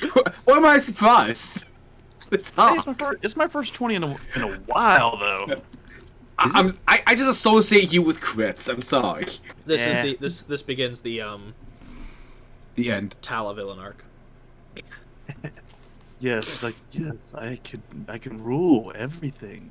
Maybe Talos should sit upon the Iron Throne. What'd you say? Maybe Talos should sit upon the Iron Throne.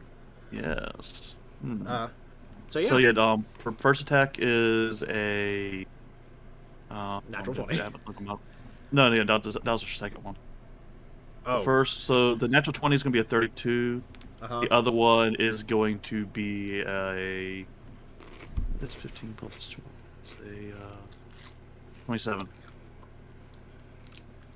All good. You don't gotta worry about it. The preparation and skill of your troops handily disables your enemy,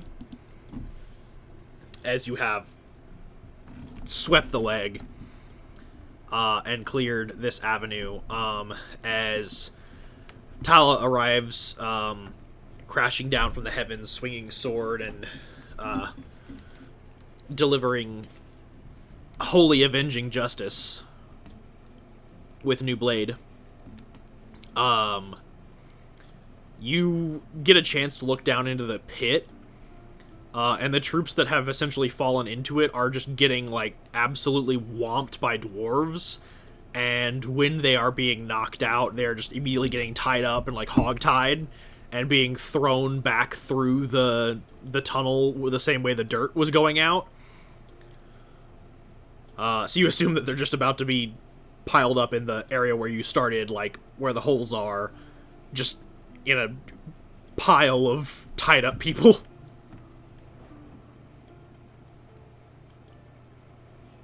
Sweet. Yeah, these reinforcements were not that tough.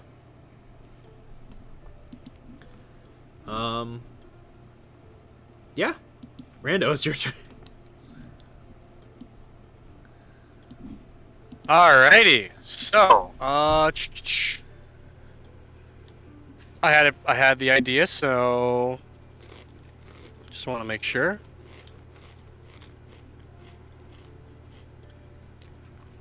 Yeah. About here's good. Alright. I cast F 4th level Call Lightning.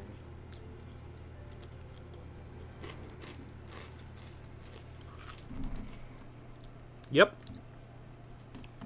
So right here, this is a big my billowing starting point, my middle. A big billowing siphon of storm clouds erupts through the air. Now with Call Lightning, you do have to call down a strike when you first summon your big thingamadoo. So Yep. you can choose an unoccupied space just to call it down, and then just prep from there.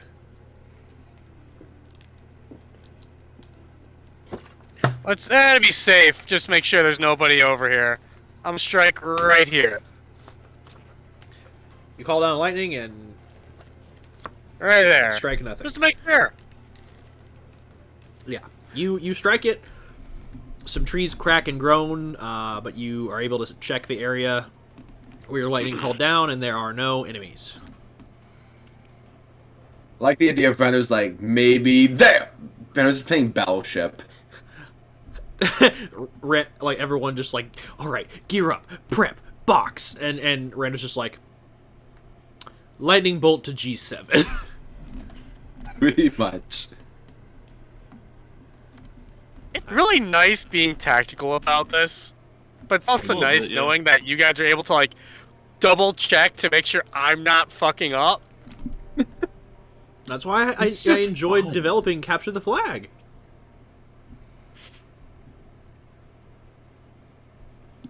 All right, is there anything else you want to do, Rando?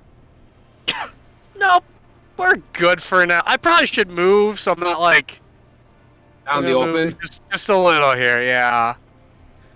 All right. Now I get to move Oh, my people. Walker. Mhm. Did we have any movement left? If so, Tala was going to press forward with her group. I would say moving up from where you were, that would be your movement. Okay. I wasn't sure if the map was a scale or not. I mean, you were right here, right? So you moved up like Yeah. 50 feet. Oh, okay. I was looking at the individual circles. I mean, the grid on there. My bad. Yeah, no, just use the ruler Yeah, when measuring out y'all's movement, and whatever your normal movement would be, just consider that to be where you would make it on the map. Roger, Roger. Okay, these are really hard to see lines. I'm gonna be honest. Just use the ruler. I know, and I'm doing that, man. You don't have to use the grid, just use the ruler. One ruler to rule them all. One ruler. God damn it. Everybody knows I like Lord of the Rings. Anyway. Tala's planning for the future. Yeah, so let me just go ahead and move some guys. The second these orcs come by, Merrick and his squad is jumping them. We're popping out of the woods like the goddamn Viet Cong. Funny you should say that, because now it's their time to move. Let me just move Ichabod real quick. And we jump. And you sandwich them between your guys and you. Oh yeah. You just make the kill box. Oh yeah. It is not a good day for them. No, it is not. Go ahead and roll me your attack. For Merrick or just my group in general? So that's one thing. You all will just be rolling for those who are attackers, you will just be rolling a singular attack, as this will be your group attack. And I will let you know your modifiers. Okay, I rolled a 16 on the die. What do I add to that? 20. So 26. So 36. Mm-hmm. Okay, that Definitely was what I rolled. Definitely hits, yeah. I don't know what to roll for damage then. Go ahead and roll me 3d10, and I'll let you know. 3d10. Holy shit.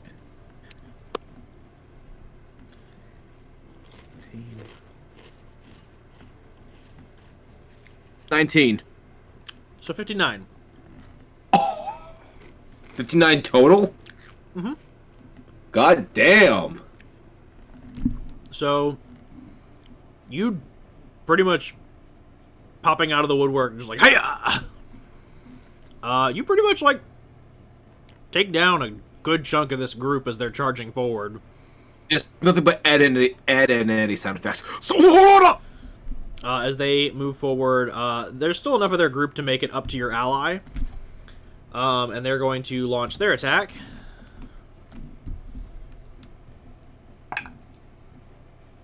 Okay, and that hits. And then let's roll some damage.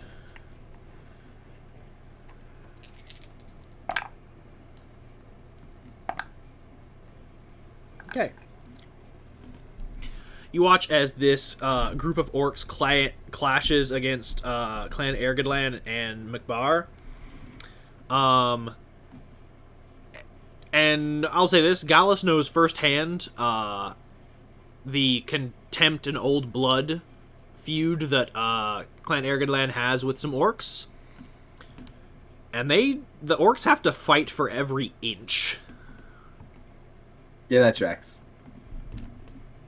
This Clan Ergedlan takes some hits, but they are not giving up an inch of ground without a gallon of blood.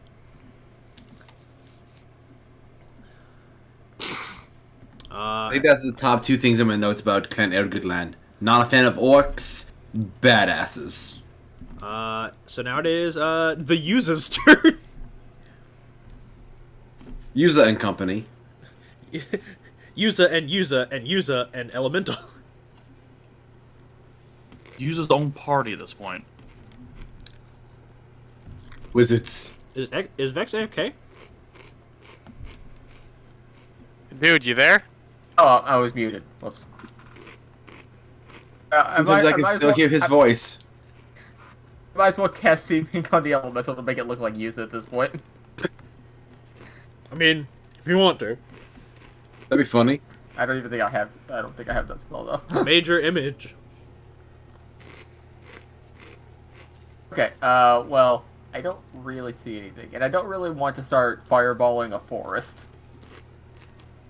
Why not? Smart. Why not? Join the party. Because because unlike the druid, I actually care about the nature. I care about the environment. We're That's all being fair. We're all being savage tonight. Damn. They approve. Was The great. difference, It's great. me, challenged me. And so instead, me and the Simulacrum are both going to prep slow, just in case anyone managed to sneak their way close. Gotcha. The Elemental is going to ready an attack in case anything gets close to the flag. Mm-hmm. And the Quaddle, just so I know, it says it gains the statistics of the creature it transforms into, minus class features, legendary actions, and layer actions. Does that mean my unique origin and perfect vision, they get that? Okay. So your Coatl, is that your familiar? Huh?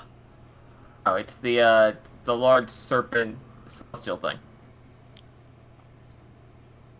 Okay. And did you just do that with planar binding or? Okay. So.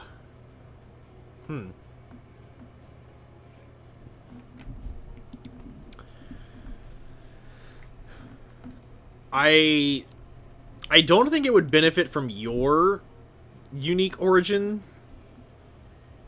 but it would still be a terrifying fucking thing to have on the field.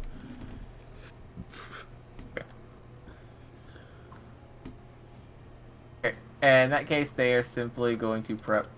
What are their attacks? I have a lot of them.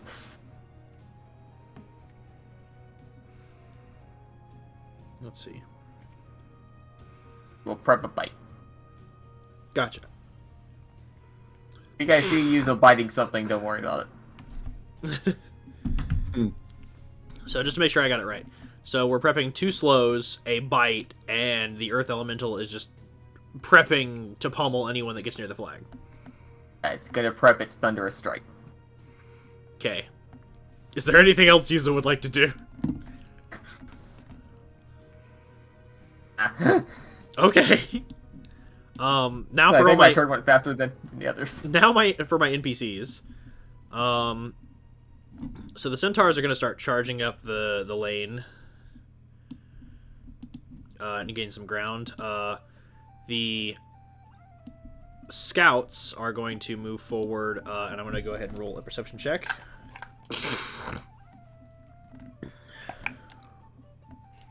Fucking A, natural 20. All right. So actually, you know what, Merrick, what's your passive? My passive perception? Mm-hmm. That would be not very high. Perception 13. Avok, what's your passive? Passive. Let me bring that up. Or I guess technically I should be asking, what's Ichabod's passive? Good question. Passive. My passive is 24.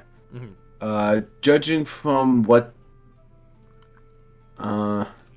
proficiency bonuses equals my bonuses, so 24. yeah. So I guess 24. It has a wisdom score of 14. So Cool. I just wanted someone to be able to see this. So then Avok, you know that again, like Clan Diarmada has a lot of ties to the Fae. The reinforcements they brought for the Scouting Legion were, you thought initially they were gnomes, like maybe like some mushroom gnomes, but as you watch them move through the forests to begin their scouting, it only now dawns on you the horrible truth of what has been summoned here, as you watch a Roman legion's worth of leprechauns leaping and moving through the woods, like camo face paint on, like they're literally like doing this like military like hand signals. So like one of them just like holds up a fist and they all stop and then begins like gesturing on where they need to fan out and move to, and you just watch them all move with extreme precision. So I was right. oh my god. Wait, so it's leprechauns? Leprechauns, yeah. Oh. Including the ones that Tyler are fighting? No, those are dwarves. Oh, okay. The leprechauns are on our side. Oh, okay. And with a nat 20 perception, they begin to very much Avatar: The Last Airbender do like the bird call to let you know like where reinforcements are, and they call out the location of the enemy scouts.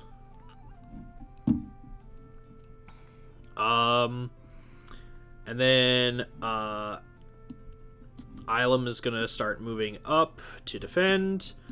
The other 2 clan leads are gonna stay near the flag, and the last clan lead of Clan Ergedlan, McBear, is going to launch his attack. Alright. And you watch as Clan Ergedlan absolutely rallies after a thunderous war cry from their chief and just beats the fuck out of all these orcs and moves up. And with that, it's Avok's turn again. Okay. Right. Like these guys. Now, I do want to be clear. You chose the role of Yes. scout. Right, So I cannot engage in combat. Correct. Right, I'm very much aware that I am not non-offensive in this engagement. Okay. He's a non-combatant. Yes. Just wanted to double check. Um.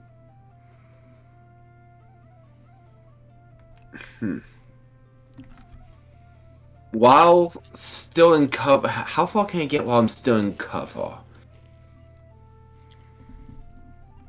Depends on if you want to dash. If you're invisible, it'd be everywhere. That's true. All right, DM cunning question. That's right. Mm-hmm.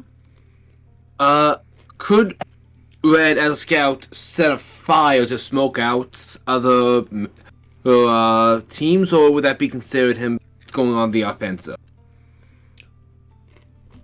Scouts are specifically tasked with just like tagging locations, so it's a Copy. non-aggressive Just- action. Just wanted to confirm. No worries. I'm going to. Let's see. Action.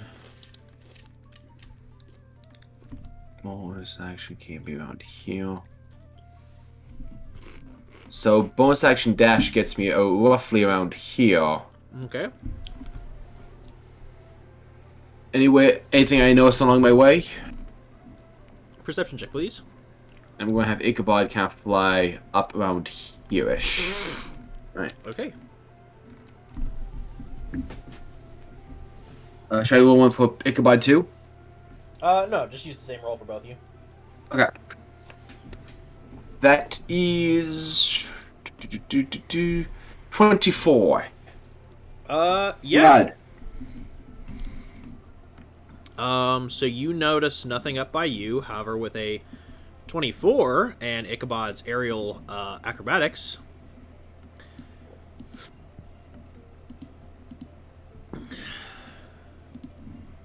you notice the two defenders holding the choke point and the flag.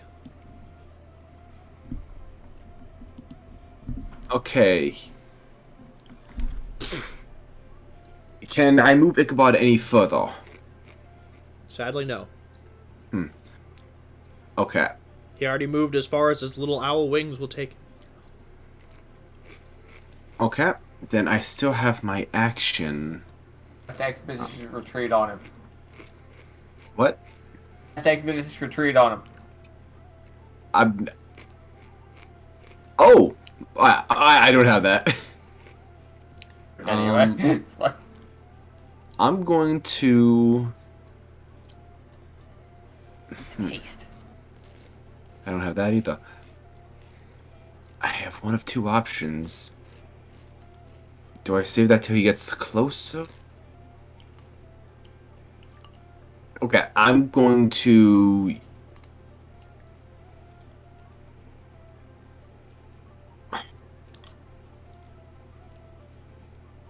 Still checking.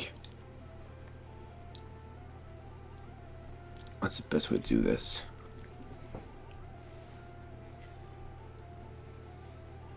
Alright. I'm going to cast Thunder Wave through Ichabod. Okay.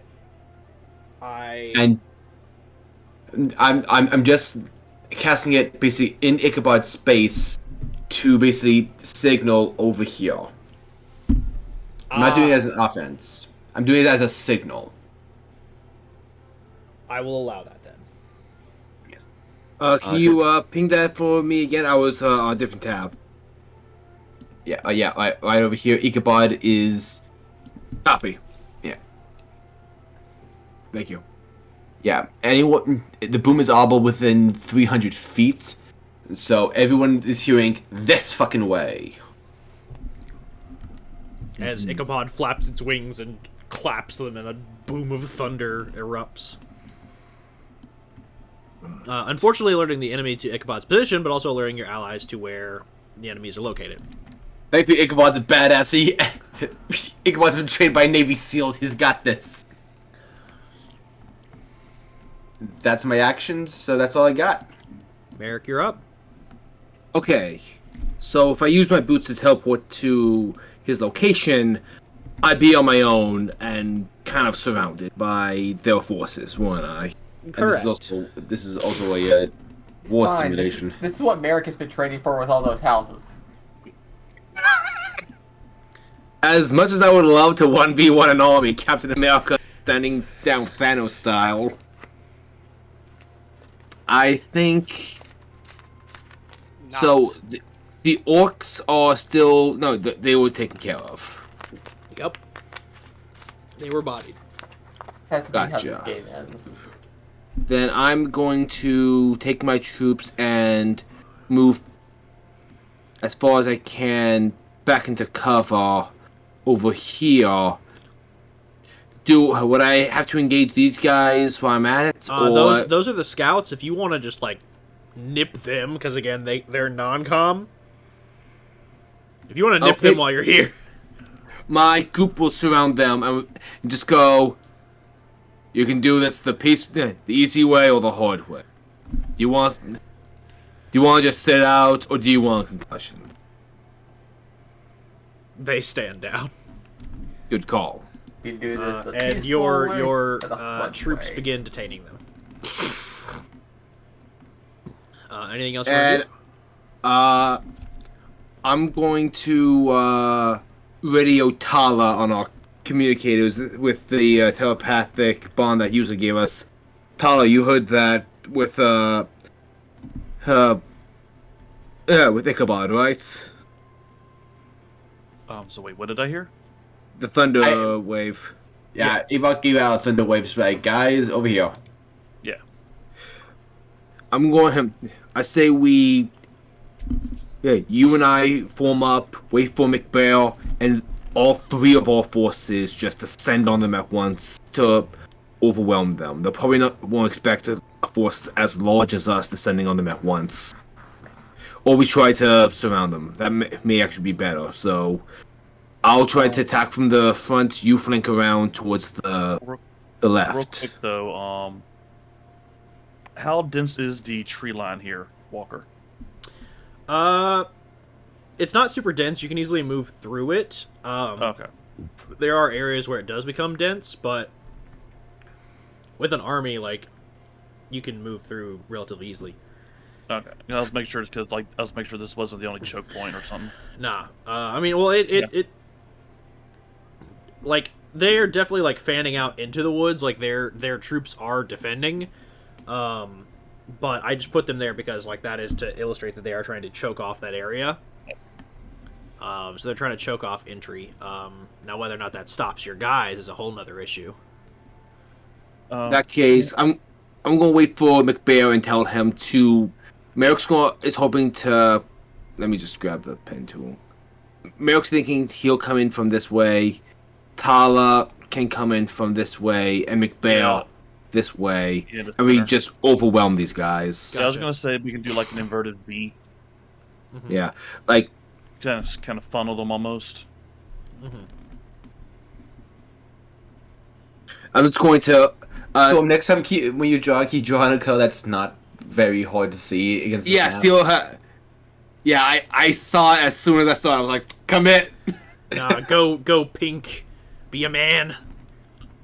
All war documents from this point forward shall be drawn in pink. Yeah, so Damn it. basically like kind of funnel with them like that is what I was thinking. Yeah. I mean, don't forget you also have the centaurs as attackers as well, and they're coming up over here. That being said, User, when you gave us telepathic bond, was it just us or to McBear and the centaurs as well? I can only get so many people, so I had to just get you guys. Okay, I just wanted to verify. In that case, I used up all of Merrick's movements, and I took care. Can I send some of my guys on ahead to like form a perimeter in case of any more guys, while Merrick and a few guys swing back for McBear? Next turn you can. Okay, Merrick's just gonna hang back and wait for McBear. Yeah, because your turn was basically capturing these guys. Copy. Tala, you're up. Alright. Let's see. Trying to decide how far ahead I want to go before we meet up with McBear and Merrick. Because Kinda see if you concerned wanna- about them expanding. I kind of maybe we just want to cut them off and keep them from expanding out more. Yeah, that wouldn't be he bad. Just like get her forces up there and just like hold the line, keep them from getting too far up. Yeah, that's what I'm gonna do because I don't want to risk them coming around and like flanking us from this way. Mm-hmm. Either way, we got some pretty strong ass defenders. Yeah. Oh yeah. Tala The is attackers going- make it over to y'all's flag and then immediately just get bodied. Tala is going to move up here and try and engage with some of these guys. Gotcha. Basically, keep them from, try and keep their attention so they don't just wander off and flank us. Gotcha. Is that your turn? Again, acting like the whole sword and shield thing. Gotcha. All right, is that your turn? Yeah. Rando, you're up. All right. So, now that I can see all this, let's see, every turn I have to cast it, if I remember correctly.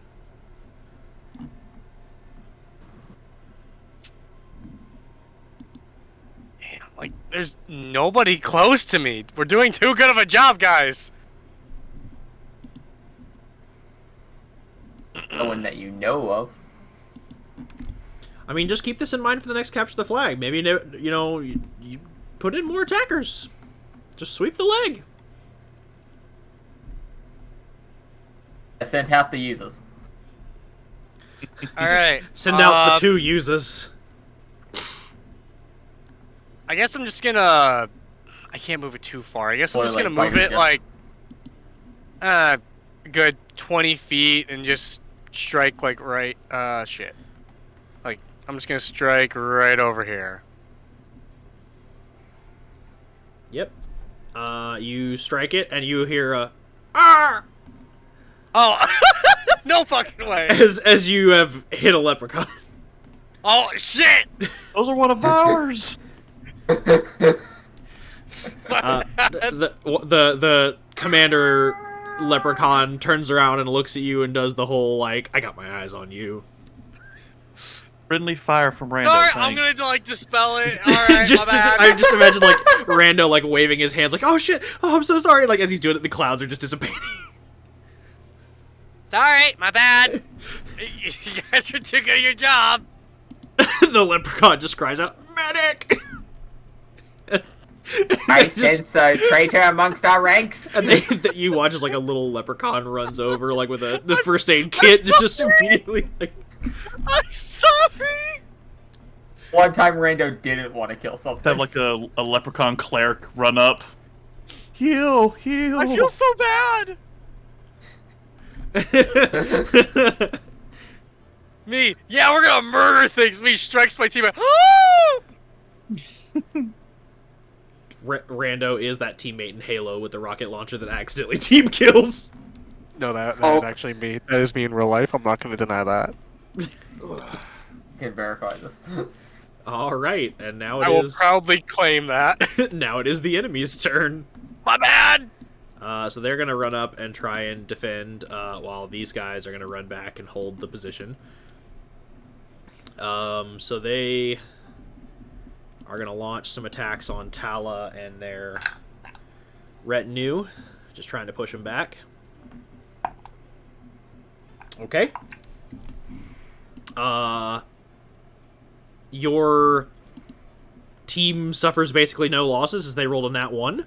Even with the modifiers, your shield wall is too great. Hold the line! Yep. It's defenders against defenders, and it is, suffice it to say, Tala has the superior offensive power and defensive power. Of course. Uses, you're up. Alright. Elemental's just gonna keep doing what he was doing. Same for the Quaddle. 2 users. This is getting a bit. Use a prime and you. So, use a prime, use an altar. Yeah. We're gonna cast haste on ourselves.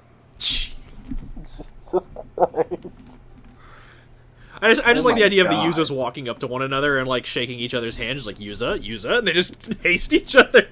User. Let's see. My God. This is my nightmare. Flex, are you not sore from how much you're flexing right now? Vex out here. Well, I'm so glad I finally got to play a wizard. Yeah. Let's see here. Absolutely Let's see. unhinged. With her entire economy, Mm-hmm. my scroll wheel will want to work. Up. Thank you.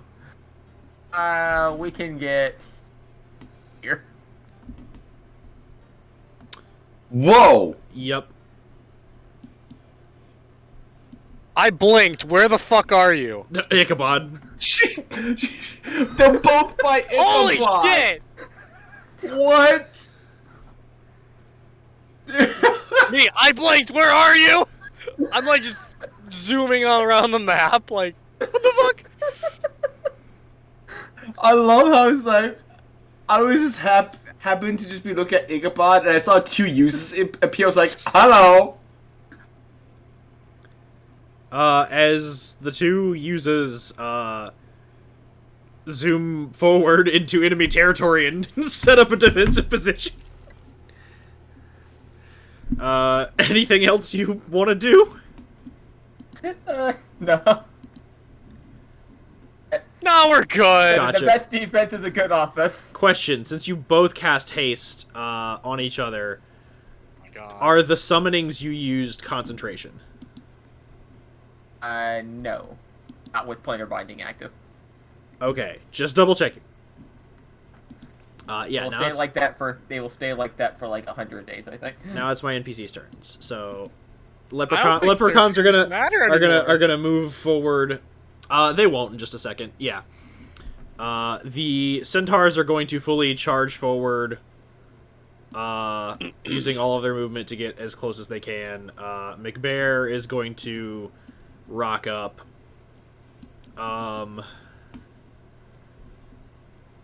Ilum even is gonna move up to hold a position. As it is now, Avok's turn. The defenders are going to continue to hold their ground, but it's not going to matter for, like, one turn more. Hey.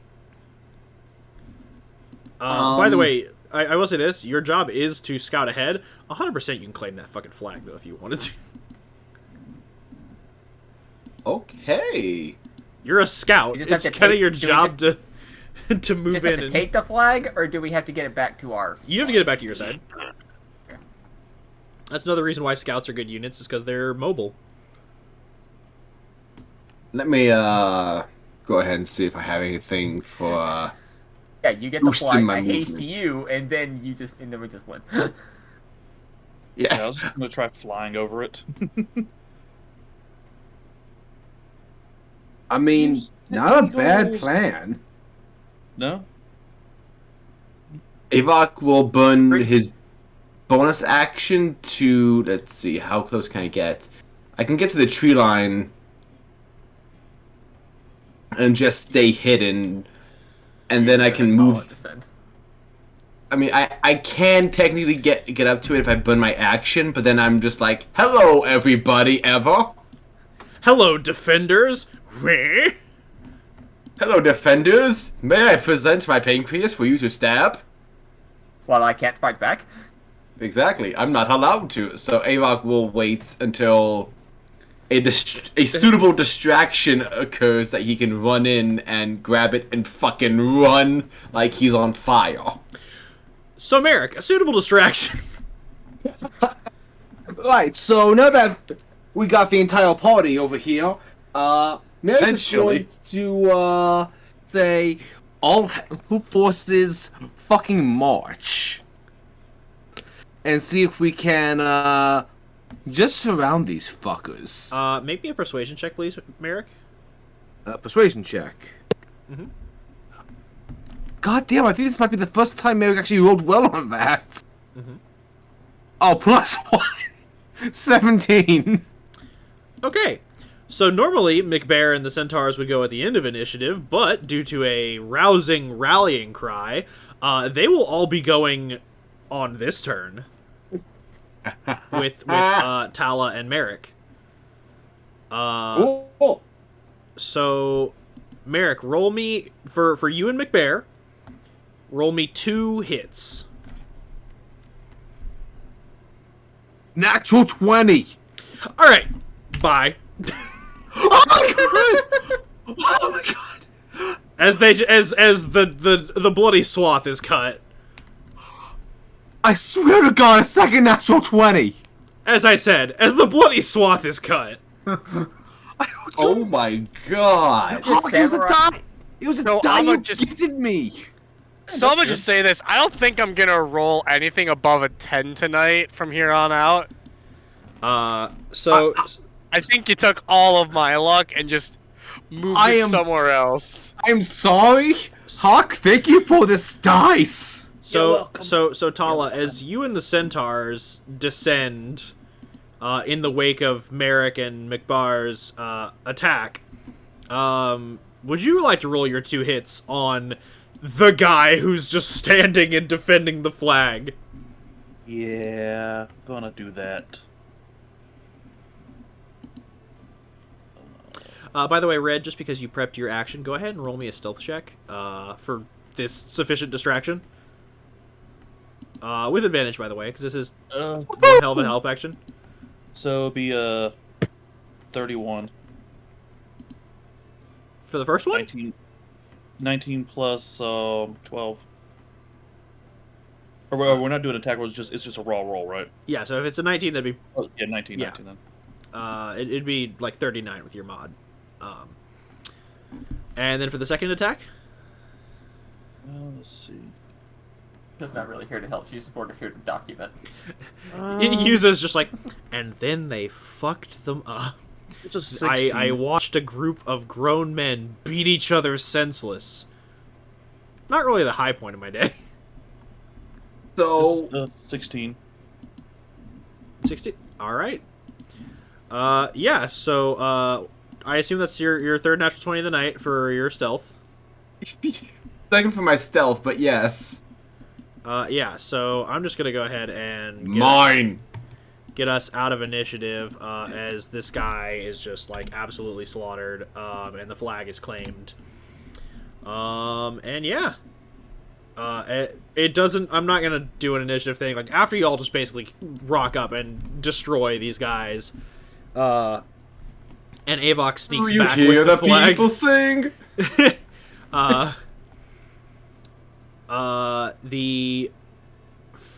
Y'all's round is over.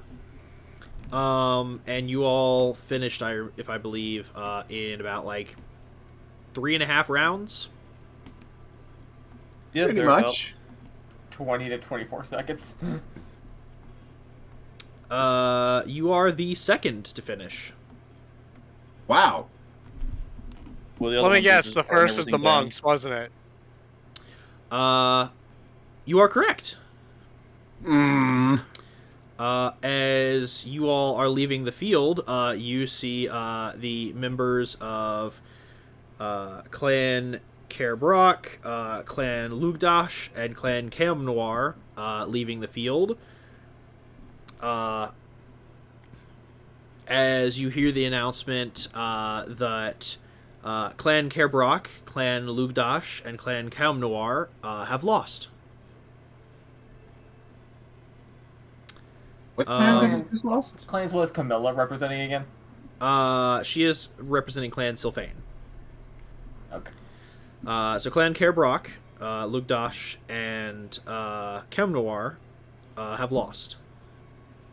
And anyone that wants to can make a perception check. I will do Sure. the perception. Natural 20 for the 4th time tonight. I some rolled a bullshit. I Hey, you remember my joke that I made like less than 5 minutes ago? 34. Mm-hmm. Oh my god. I've been having a really weird luck today. So Storm, that's a 1. Yep. Okay, 1, 34, 16, 17, 16. So everybody but Merrick. There's our commander. But especially red. Especially red. I'll say everybody notices that Clan Lukadash and Cam Noir look pretty scuffed up. Clan Carebrock does not have a scratch on them. And you, Avok, with a 34, see that the monks may not have a scratch on them, but their fists are definitely have seen some action. And their opponents, Clan Bolg, Clan Tamine, and Clan Daimine, are moving off the field. Clan Bolg looks like fine, like a little rough and tumble, but no worse for wear. Clan Tamine and Clan Daimine look pretty fucked up. So it looks like the only two that really walked away from this bout, like, unscathed for the most part, were Clan Carebrock and Clan Bolg. Looks like Clan Bolg is just, like, fucking tough as shit, and Clan Carebrock maybe looks like they didn't give it their all. Like they were holding back. But the other matches are still going on. If any of you all would like to survey and watch any of the other fights to maybe get a idea of your opponent's strategies. Absolutely. Yes, Definitely going to watch please. Camilla. That is a very rando thing. So there are 6 other fights going on. So if you wanted to divide and conquer and send Ilum to one of the fights to survey, each of you could attend one of the other fights that's going on. Sure. Yeah. I shall watch fight number 5. All right, fight number 5. Oh, okay. I will observe. Hold on, let me check my notes. I know you said you wanted to watch Camilla's fight. Yeah. So that Let's means see what we're actually capable of. Yuza claimed And- 2 and Rando claimed 5. So that leaves... Sinclair Brock just finished. Mhm. Okay, I was going to try to observe those ones. So I'll take fight 1. Okay, so we I'll got take 3, 4, and 6 left. Avok will take 3. Gotcha. 6, I guess. Then Ilum will take 4. So everyone that is surveying a fight, go ahead and roll me a perception. Well, 3 of us did. Oh no, that 3 is not my perception. Oh! Yeah, that's my number. Yeah, those are just the numbers for which fight they're surveilling. Okay, I'm like, yo, guys, what's going on? Okay, I'm gonna use my Portent and roll a natural 20. So I see that Zach already rolled a perception. That's a 27. Yep. Okay. 19. 18 for natural Merrick. 20, 34, 18. 19 for Tala. That's my 5th, not 20 of the night. What Right, maybe check, make sure your dice ain't weighted. No, it's the same dice each time, too. I Well, love that's what it. it means. That's Check why to I'm make sure saying it's check not it's weighted. weighted. Red, what It's a metal dice. It's a metal dice. You'd still be able you to feel rolled it. more nat Storm- 20s than Storm- the rest of the party combined. Storm, stomp in there and check his dice. Yeah, no, I understand it's metal, but like roll it around in the palm of your hand, like feel if it feels like heavier on any one side. It really doesn't. And it's Honestly, never- I know the dice that he's rolling. No, This thing it's- normally rolls 1s. No. It's you're thinking of the one with the weapons on it. Yeah. No, it's the one that's just straight stone gray with the red numbers. Ah, that one. No, I'm doing more rolls with it. I'm getting randoms. Okay. He knows we're checking. It's gained intelligence. It just rolled 3 2s in a row. Okay. He's So, trying to deceive us. Merrick. The fight you oversee is between Clan Maeve, Clan Phelan, and Clan Yandra versus Clan Eolais, Nialian, and Dwach. By the way, y'all don't have to bother like writing these down or memorizing all these. Not all of them are gonna matter. Like, I do want to be very clear. I like even in my own bracket, I wrote down the clans that are like important. Thank you. What if we want to though? Then I'll get you a spelling of every single one of them. Got a damn document of all these. Oh, good thing I don't. So you were watching the fight, and the strongest competitor out of all these is, of course, Clan Maeve. It's an all-female clan, first off. Nice. And they are just absolutely kicking ass and taking names in this fight. Clan Maeve, huh? Clan Maeve seems to every single, like, grouping, like, their clan and their allies are all offense. Clan Maeve has no defenders.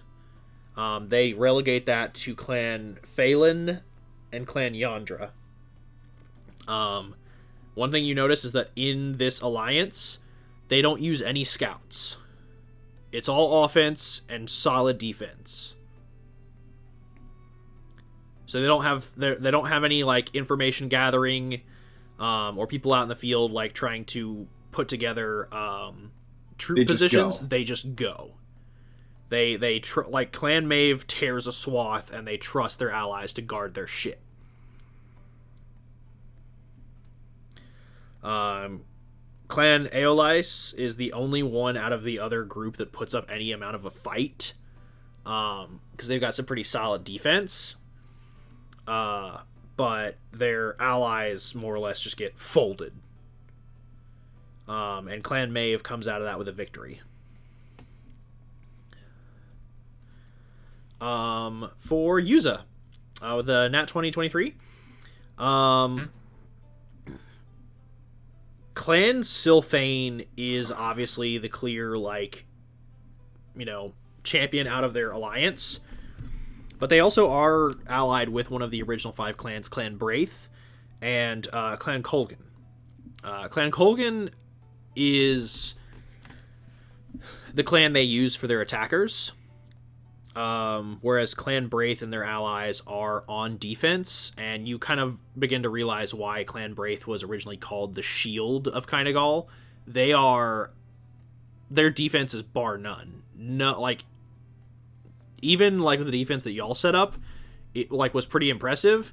These guys, their use of magic in shaping the terrain, as well as like warriors setting up like defensive shield walls, even having like rogues and scouts bring back information so they can adjust and move their like defenses on a dime, is pretty impressive. And Clan Sylphane plays the part of information, network, basically, for this alliance. With a group of powerful wizards on their side, as well as well-attuned spellcasters, they basically are able to hide themselves and scout pretty flawlessly, a lot of them relying on invisibility or shape-changing to do so. So you get the sense that if you're having people scout for you to find their scouts, see invisibility is going to be a like mandatory requirement.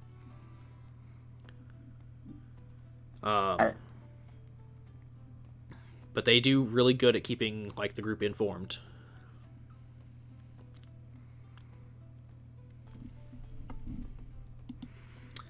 And let's see, fight number 3 was Red. Yes.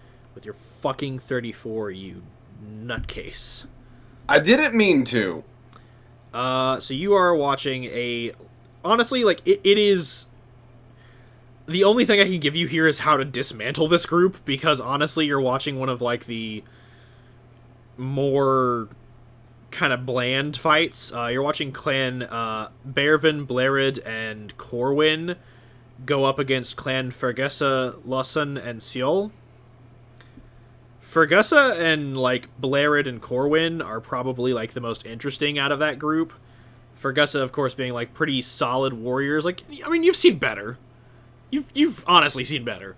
But they're, like, solid for, like, what you would consider, like, a regular army. But compared to like the people you just fought with and the people you've been fighting with for years, it's kind of like meh. Like having seen the Inquisition's forces being trained, you're like, we could fucking like destroy these guys. They get stomped. So Fergusa like doesn't rely on a lot of defense. And like Fergusa and Loisan are all offense, and Seol is like their scouting legion. So basically, like they all do like an offensive push, and just like that's their strategy. So with a good enough group of scouts or just a solid defense, these guys aren't getting through. Let's see. Ilum was going up against round 4. I'll share his findings later. 5, which was Rando. With a 27 perception. You're actually watching a pretty, like, interesting fight. Ooh. You are watching, Clan... Let's see here. Moen, Fiona, and Felmida fighting against clans Winter, Nil, and Tuath. Winter, Nil, and Tuath move like a pretty well-oiled machine. Winter providing intel, Nil being the fighters, and Tuath being the defenders. But against Moen, Fiona, and Feldmida, they are poorly outmatched. Because Fiona and their allies are really good scouts. Like, if it wasn't for that 27 perception, you wouldn't have even been able to spot them moving through the trees. They are that quick and that sneaky. They rely That's on concerning. They rely on stealth more than anything. As you notice, like, them calling out information is okay, but they don't have your Avox level of perception. Mm-hmm. So, like, calling out stuff, not super great. Stealthy, very much so. Felmida is pretty good defense, but honestly, like, with what you and Yuza did, you're like, I've seen better. And Moen are pretty alright scouts, but... Or, pretty alright attackers, but you are... After seeing Merrick and Tala and the Centaurs and McBear push through, you're like, if we go up in a direct head-to-head fight with these guys, we are going to probably kill them. By accident, just oopsie. Yeah, like an oopsie. And then, Tala. You were watching Clan Miala, Regain, and Bersh take on Clan... Here we go. Where'd I put it? Mither, Bruin, and Eniglas. Miala, Regain, and Bersh are really... Like, Bersh and Regain are pretty solid defenders. They utilize druidic magic and standard, like, shield tactics pretty well, but they only have Miala as their attackers and scouts, and so Miala's kind of stretched thin, so their strategy relied on a lot of defense. But Mither, Bruin, and Eniglas are... Similar to Merrick watching Clan Maeve's fight, you are watching 3 clans worth of attackers just crushing a clan beneath their boot. As this group has no scouts, no defense, all offense.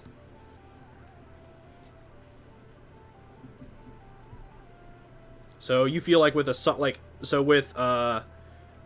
I'll go ahead and give the rundown again for everybody. So with Clan Maeve, they've got solid offense and defense, but they don't scout. They don't gather information. Clan Sylphane has okay defense, okay offense, but their greatest strength is their information network. Clan Fergusa, their only saving grace is the fact that they're good warriors. Their allies are shit. in a head-to-head fight, you could crush them. Clan Fionha has pretty solid like scouts and like defenders. Their offense is lacking, so a hard enough push you could crush them. And Clan Mither, all offense, nothing else. If you build a strong enough defense, you could outlast them. And then Ilum finally reports back on the fifth fight for y'all, or sorry, the fourth fight for y'all, which is let's see here. There we go. Clan Indare, Bogain, and Arthur versus clans Legas, Labrada, and Alfe. And he says that Clan Indare, Bogain, and Arthur are all-rounders. He didn't see much of a gap in their intelligence, their defense, or their offense. He says that they might be the dark horse candidate of this tournament. I think you're going to need a solid strategy if you come up against them. Good to know. Which is also something that Camilla told y'all, is that Clan Arthur is kind of like a bit of a favorite to win. And what do we rank in terms of public opinion? Are we the underdogs, or Very much not so. Y'all are it's Clan Ergonland, the clan that has claimed the crown for like the last 4 generations. Like, no one's doubting that Ergonland's probably gonna win. gotcha? Like, there's not a doubt that they're gonna win. There's just like, it is still a competition. Like, they are they've held the crown longer than anybody. They're kind of like the champions pick. All right. I'm gonna move y'all back to the war camp, by the way. Ooh. So yeah. That is the current lineup. Now, I will say this. You all do know that there is a loser's bracket. So there is a chance for Carebrock to turn it around.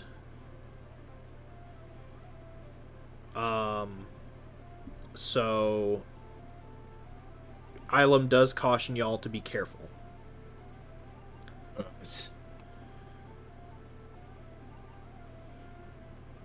What's the next event? It's still capture the flag. Oh. It's tournament style capture the flag until there are only 2 champions. Gotcha. Exciting.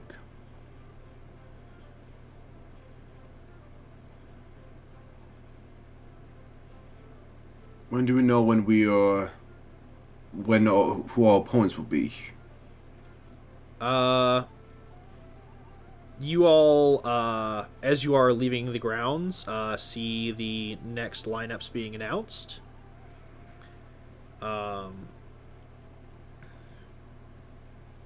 So you all see that the people you all will be fighting in round 2 are Clan Maeve and their allies.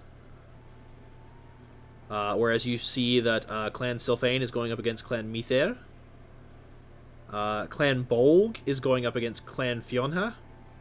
And Clan Arthur is going up against Fergusa. We have Clan Maeve next. That's gonna be tough. We need some solid scouts on that one. Which one is James Blackhand allied with? That's... let's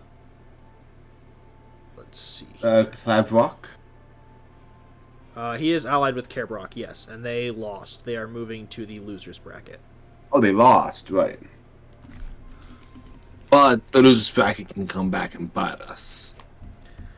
Yeah, because anyone who wins their way through the losers bracket can get a chance to challenge one of the 2 finalists. I mean, They could have just like lost on purpose just so they can conserve their strength against the losers.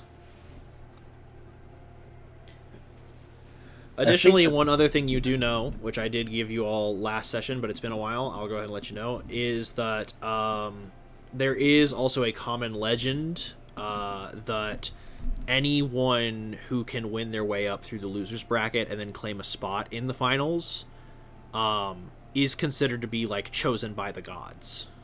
Like they are, like their rule is seen as divine writ. I've already lost the chance to be that. Nobody happens.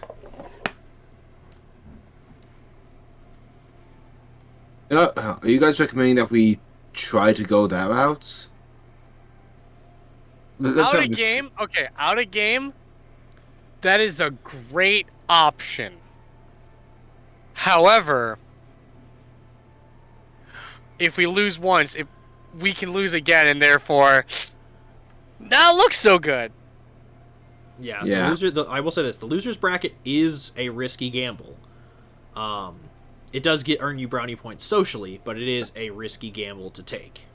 It's There's a means no of last guarantee- resort. Yeah, there's no guarantee that your opponents will not be as motivated to get out of the losers bracket as you. To be fair, we're much less likely to go up against Camilla in the losers bracket. But James we'd Black- have to go up against James Blackhand. Yeah, I was about to say we'd go against his Blackhand essentially right away, which Yeah. I'm actually I'm okay with that.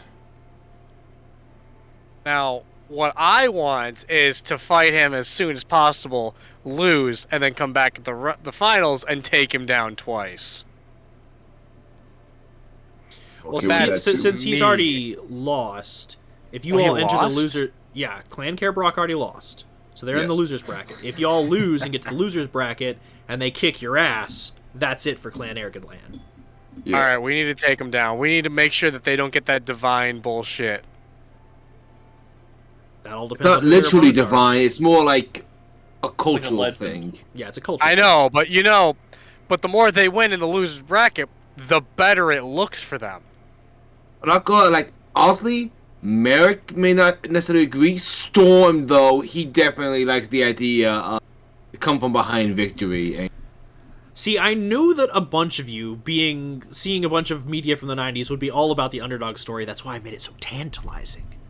Oh, you Bastard! fiend! you bastard! You knew I watched The Sandlot like 5 times as a child! Everybody loves the Karate Kid. Yeah, no, I actually own that movie. Oh, Guys, an idea. We could use my prophetic vision to see what is the best route to take. Do it. let's try it. You want to use your prophetic vision to find out what the best routes to take? Sure. As you open yourself up to the cosmos, to divine the senses of what will happen, the land of Caengal is a very unique and primal place. So this vision is very clear, but disorienting.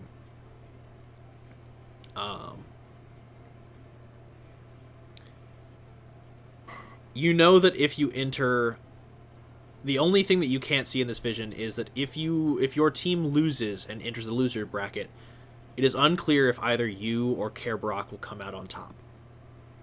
However, one thing is for certain. If your team keeps winning, you will make it to the finals, and Care Brock will clear the losers bracket,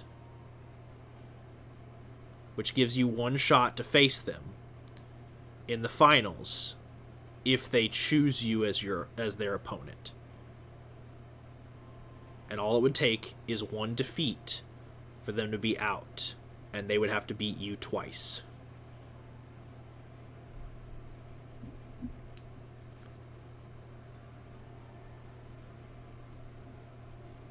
That doesn't feel sporting, though. What do you think, Yuza? fight them on their turf.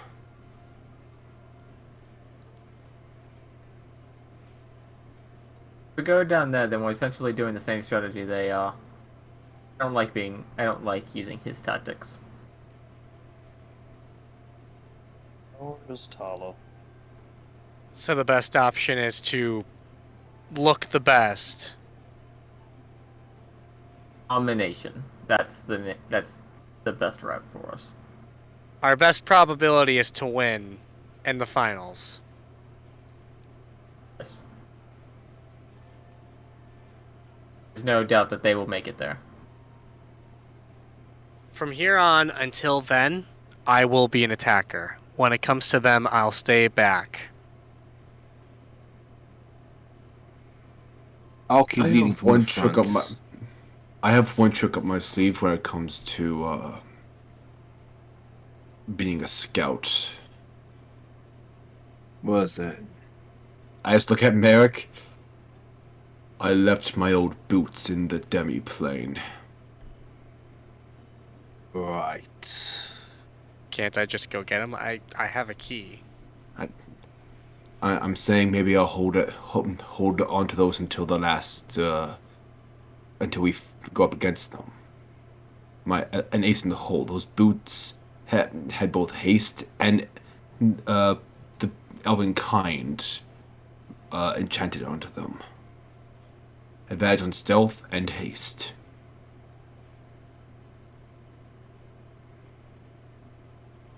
I'll say this. If you want, you can take the lead as an I almost want you as a combatant so that you can go ahead and face he's this Blackhand yourself. That is appealing. Do we know if Blackhand participated in the fight himself or if it was only his students? I would say with your perception, you notice that his hands were also scuffed up.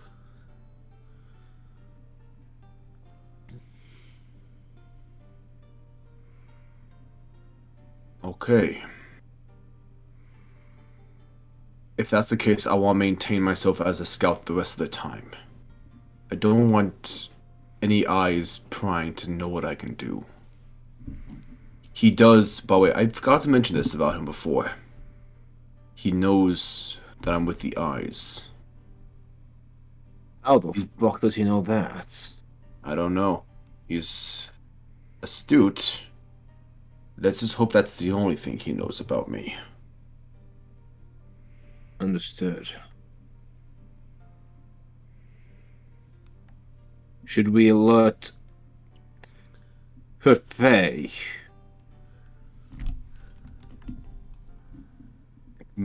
It may be worth notifying the Fae.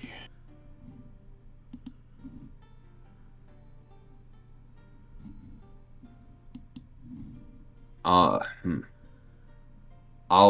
go get my boots and check our drop off. I suggest hold on to the boots. Make sure don't get them yet. Yeah. Save them for last. Once Clell Brock makes it and challenges us, how long is it like an immediate fight from there, or do we have a moment to ready ourselves? I mean, we're not going to be going straight into the fight with Maeve. They usually give each group 24, 48 hours to kind of rest up and recuperate before going back in it. So we're not going to be going in immediately if they announce it. Oh, cool. And they don't have to choose us, do they? No, here's the thing about the losers bracket. So at the end of the losers bracket, there's going to be 3 winners from the losers bracket that move on to assess the finals, basically. And of those, they can challenge whoever they wish as they issue their challenge. Then, each group basically will fight. So, say Clan Kerbrock wins up to the end. They could challenge Ergidlan if Ergidlan's at top, or they could challenge whoever else makes it to the finals with them. And whoever else clears the loser's bracket can challenge Ergidlan or someone else. Now, there's always the customary downtime between fights, but that only leaves basically one group not fighting from the loser's bracket on the first day.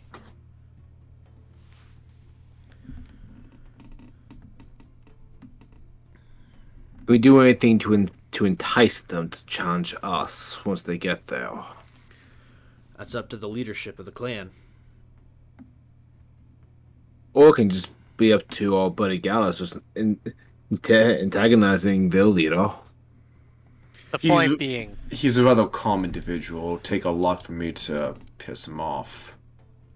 is, I think he'll want to save the best for last, so he's going to work his way up to us. Well, Besides, it's all up to Vestia anyway. Vestia's the leader of Clan Kerbrock, and honestly, being allied with Ludash and Camnoir, he's probably got say over what they do as well. So Vestia's really the voice of the alliance. And this is Clan Elgitland, the favorite. I think they'd want to take out the big dog. No offense, Merrick. no, none taken. I'm just looking at my spells.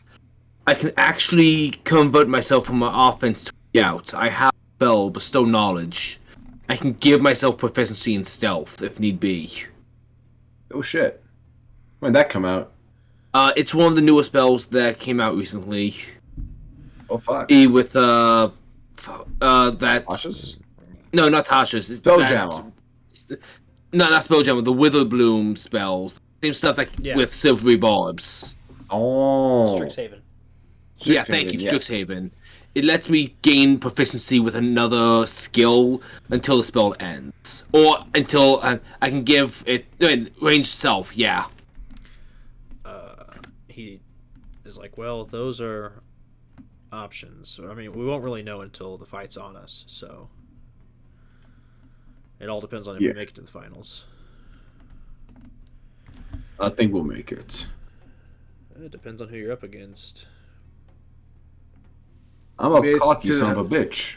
We won the Elemental Rally and won the Phoenix Elixir.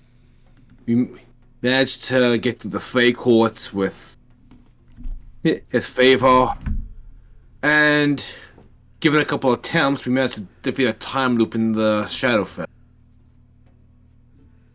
We have a good reputation for pulling out ahead when the odds are against us. Yeah, but those are all on your own merits. That's on your team and the skill of them. Here, it's not just about that. It's about the skill of your opponents and the skill of your allies standing next to you.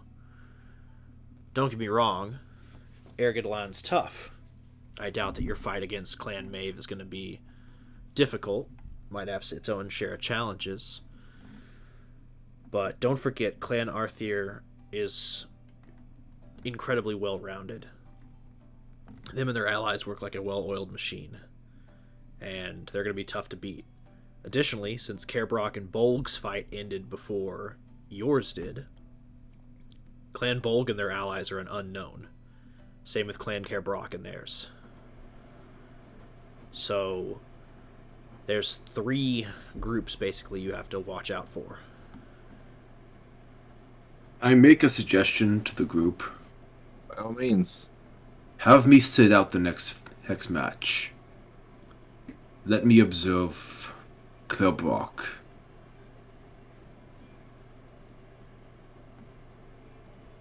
Are you sure? I can be invisible. or even watch through Ichabod's eyes. If that's something you're comfortable with without me, if you don't want me to sit out, we don't have to have that happen. Again. Rando, Yeah. with your wild shapes, you can take over as a scout. Would you be comfortable with that? I mean, I'm fine with that. Yeah. I think the more intel we have, the better. I mean, against That- Maeve, we're going to need it because their warriors are pretty top tier and their defenders are solid. Their information network is what sucks. So if we can win the information battle, we'll have one over on them. I can cast invisibility on Ichabod and have him fly overhead. In that case, we'll probably need you for that fight, Gallus. Tell you what, Oh yeah, for Maeve, yeah, I can join for Maeve, but at one point I can sit out and potentially, like, for let's see, well, for Gus, they have great warriors, not great allies. In a head-to-head, we can probably squash them. well, you also remember they're going up against Clan Aerthier next round, so more than likely they're going to get absolutely stomped. Fair enough. Here's what I suggest. I mean, and Ilum looks around the group. He's like, I basically did fucking nothing that last fight. Y'all didn't even need me there. So, how about I scout out Kerbrock and Bolg, our two unknowns, while y'all handle your business with Maeve after the rest. I can get a feel for their warriors, and as someone who's experienced in martial combat, I can give you those insights. Now, and he looks over at like Yuza and Rando. He's like, I'm no spellcaster, so if you're asking about magic shit, if they use a lot of magic, I'm not going to be able to really get a read on it, but I can tell you what they're capable of physically and from a skill basis. I mean, I could watch as well. I don't think you guys would need me. Yeah, me and the kid can easily survey him. He's got the physical tactics and combat. I know spells. Okay. Usually, do you think you can hold down the defense next time? I can hang back if need be. I mean, we had 4 users. That's fair. You Yeah, I think we're fine. had two users, an earth elemental and a fucking like celestial snake, feathered serpent. Yeah, we had Quetzalcoatl, I think. Why did I even bother? Yeah, user, you got this. But again, are you comfortable with that though? I think I can handle it.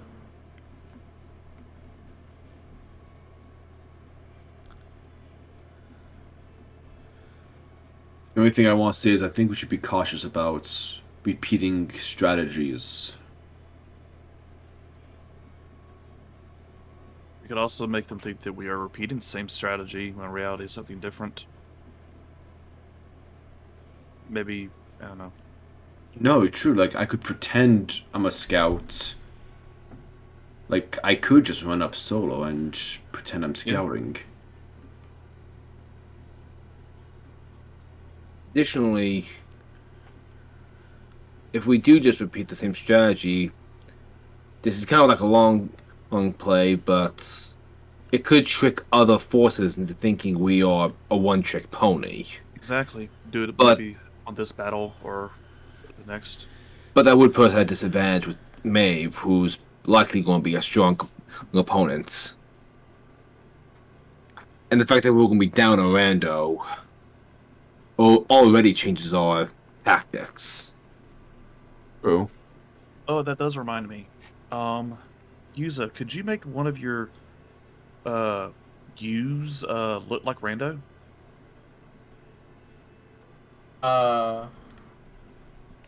Just That fold in the way- wings to make it look like a cape. That way they don't know, or if there's any way you can make one of your elementals or whatever look like him. That way they don't know he's not with us. I potentially could. I have silent image, which could technically do the job. If need be, portal can shapeshift into someone else. You gotta remember, I do smack talk. Additionally, the kid's gonna be walking around with me, unless he's Not going if around. not if I'm in an animal form. True.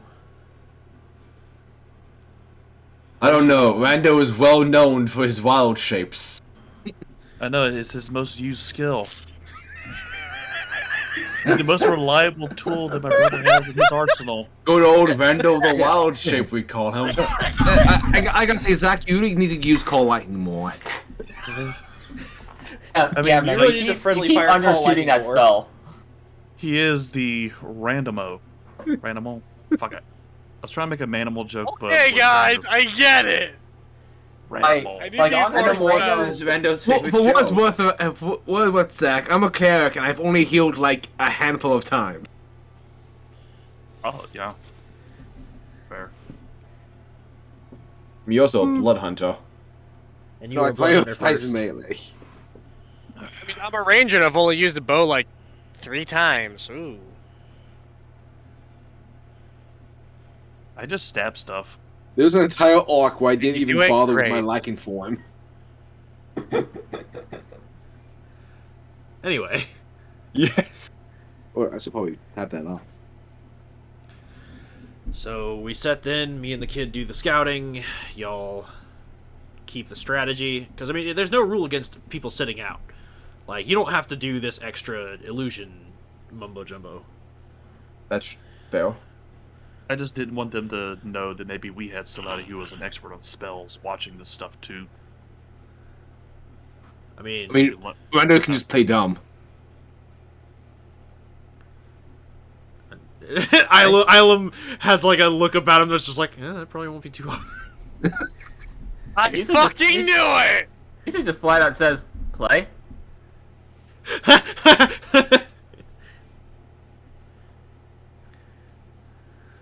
You know, one of these times, you guys are gonna go down, and I'm not gonna heal you.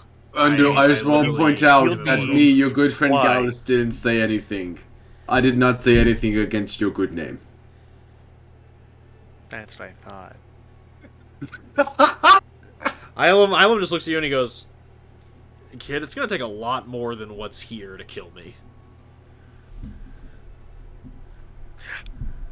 I'm not gonna go there. Anyway, so... we have a plan. Cool. Yeah. Seems like it. And honestly, with Maeve, the planet, and for those of us competing, end it as quickly as possible. Now, on top of that, should I not be a scout but pretend I'm a scout? I mean, you're going to be at a serious disadvantage either way. If I may, Yes. keep scouting. Okay. And here's the only reason I say that.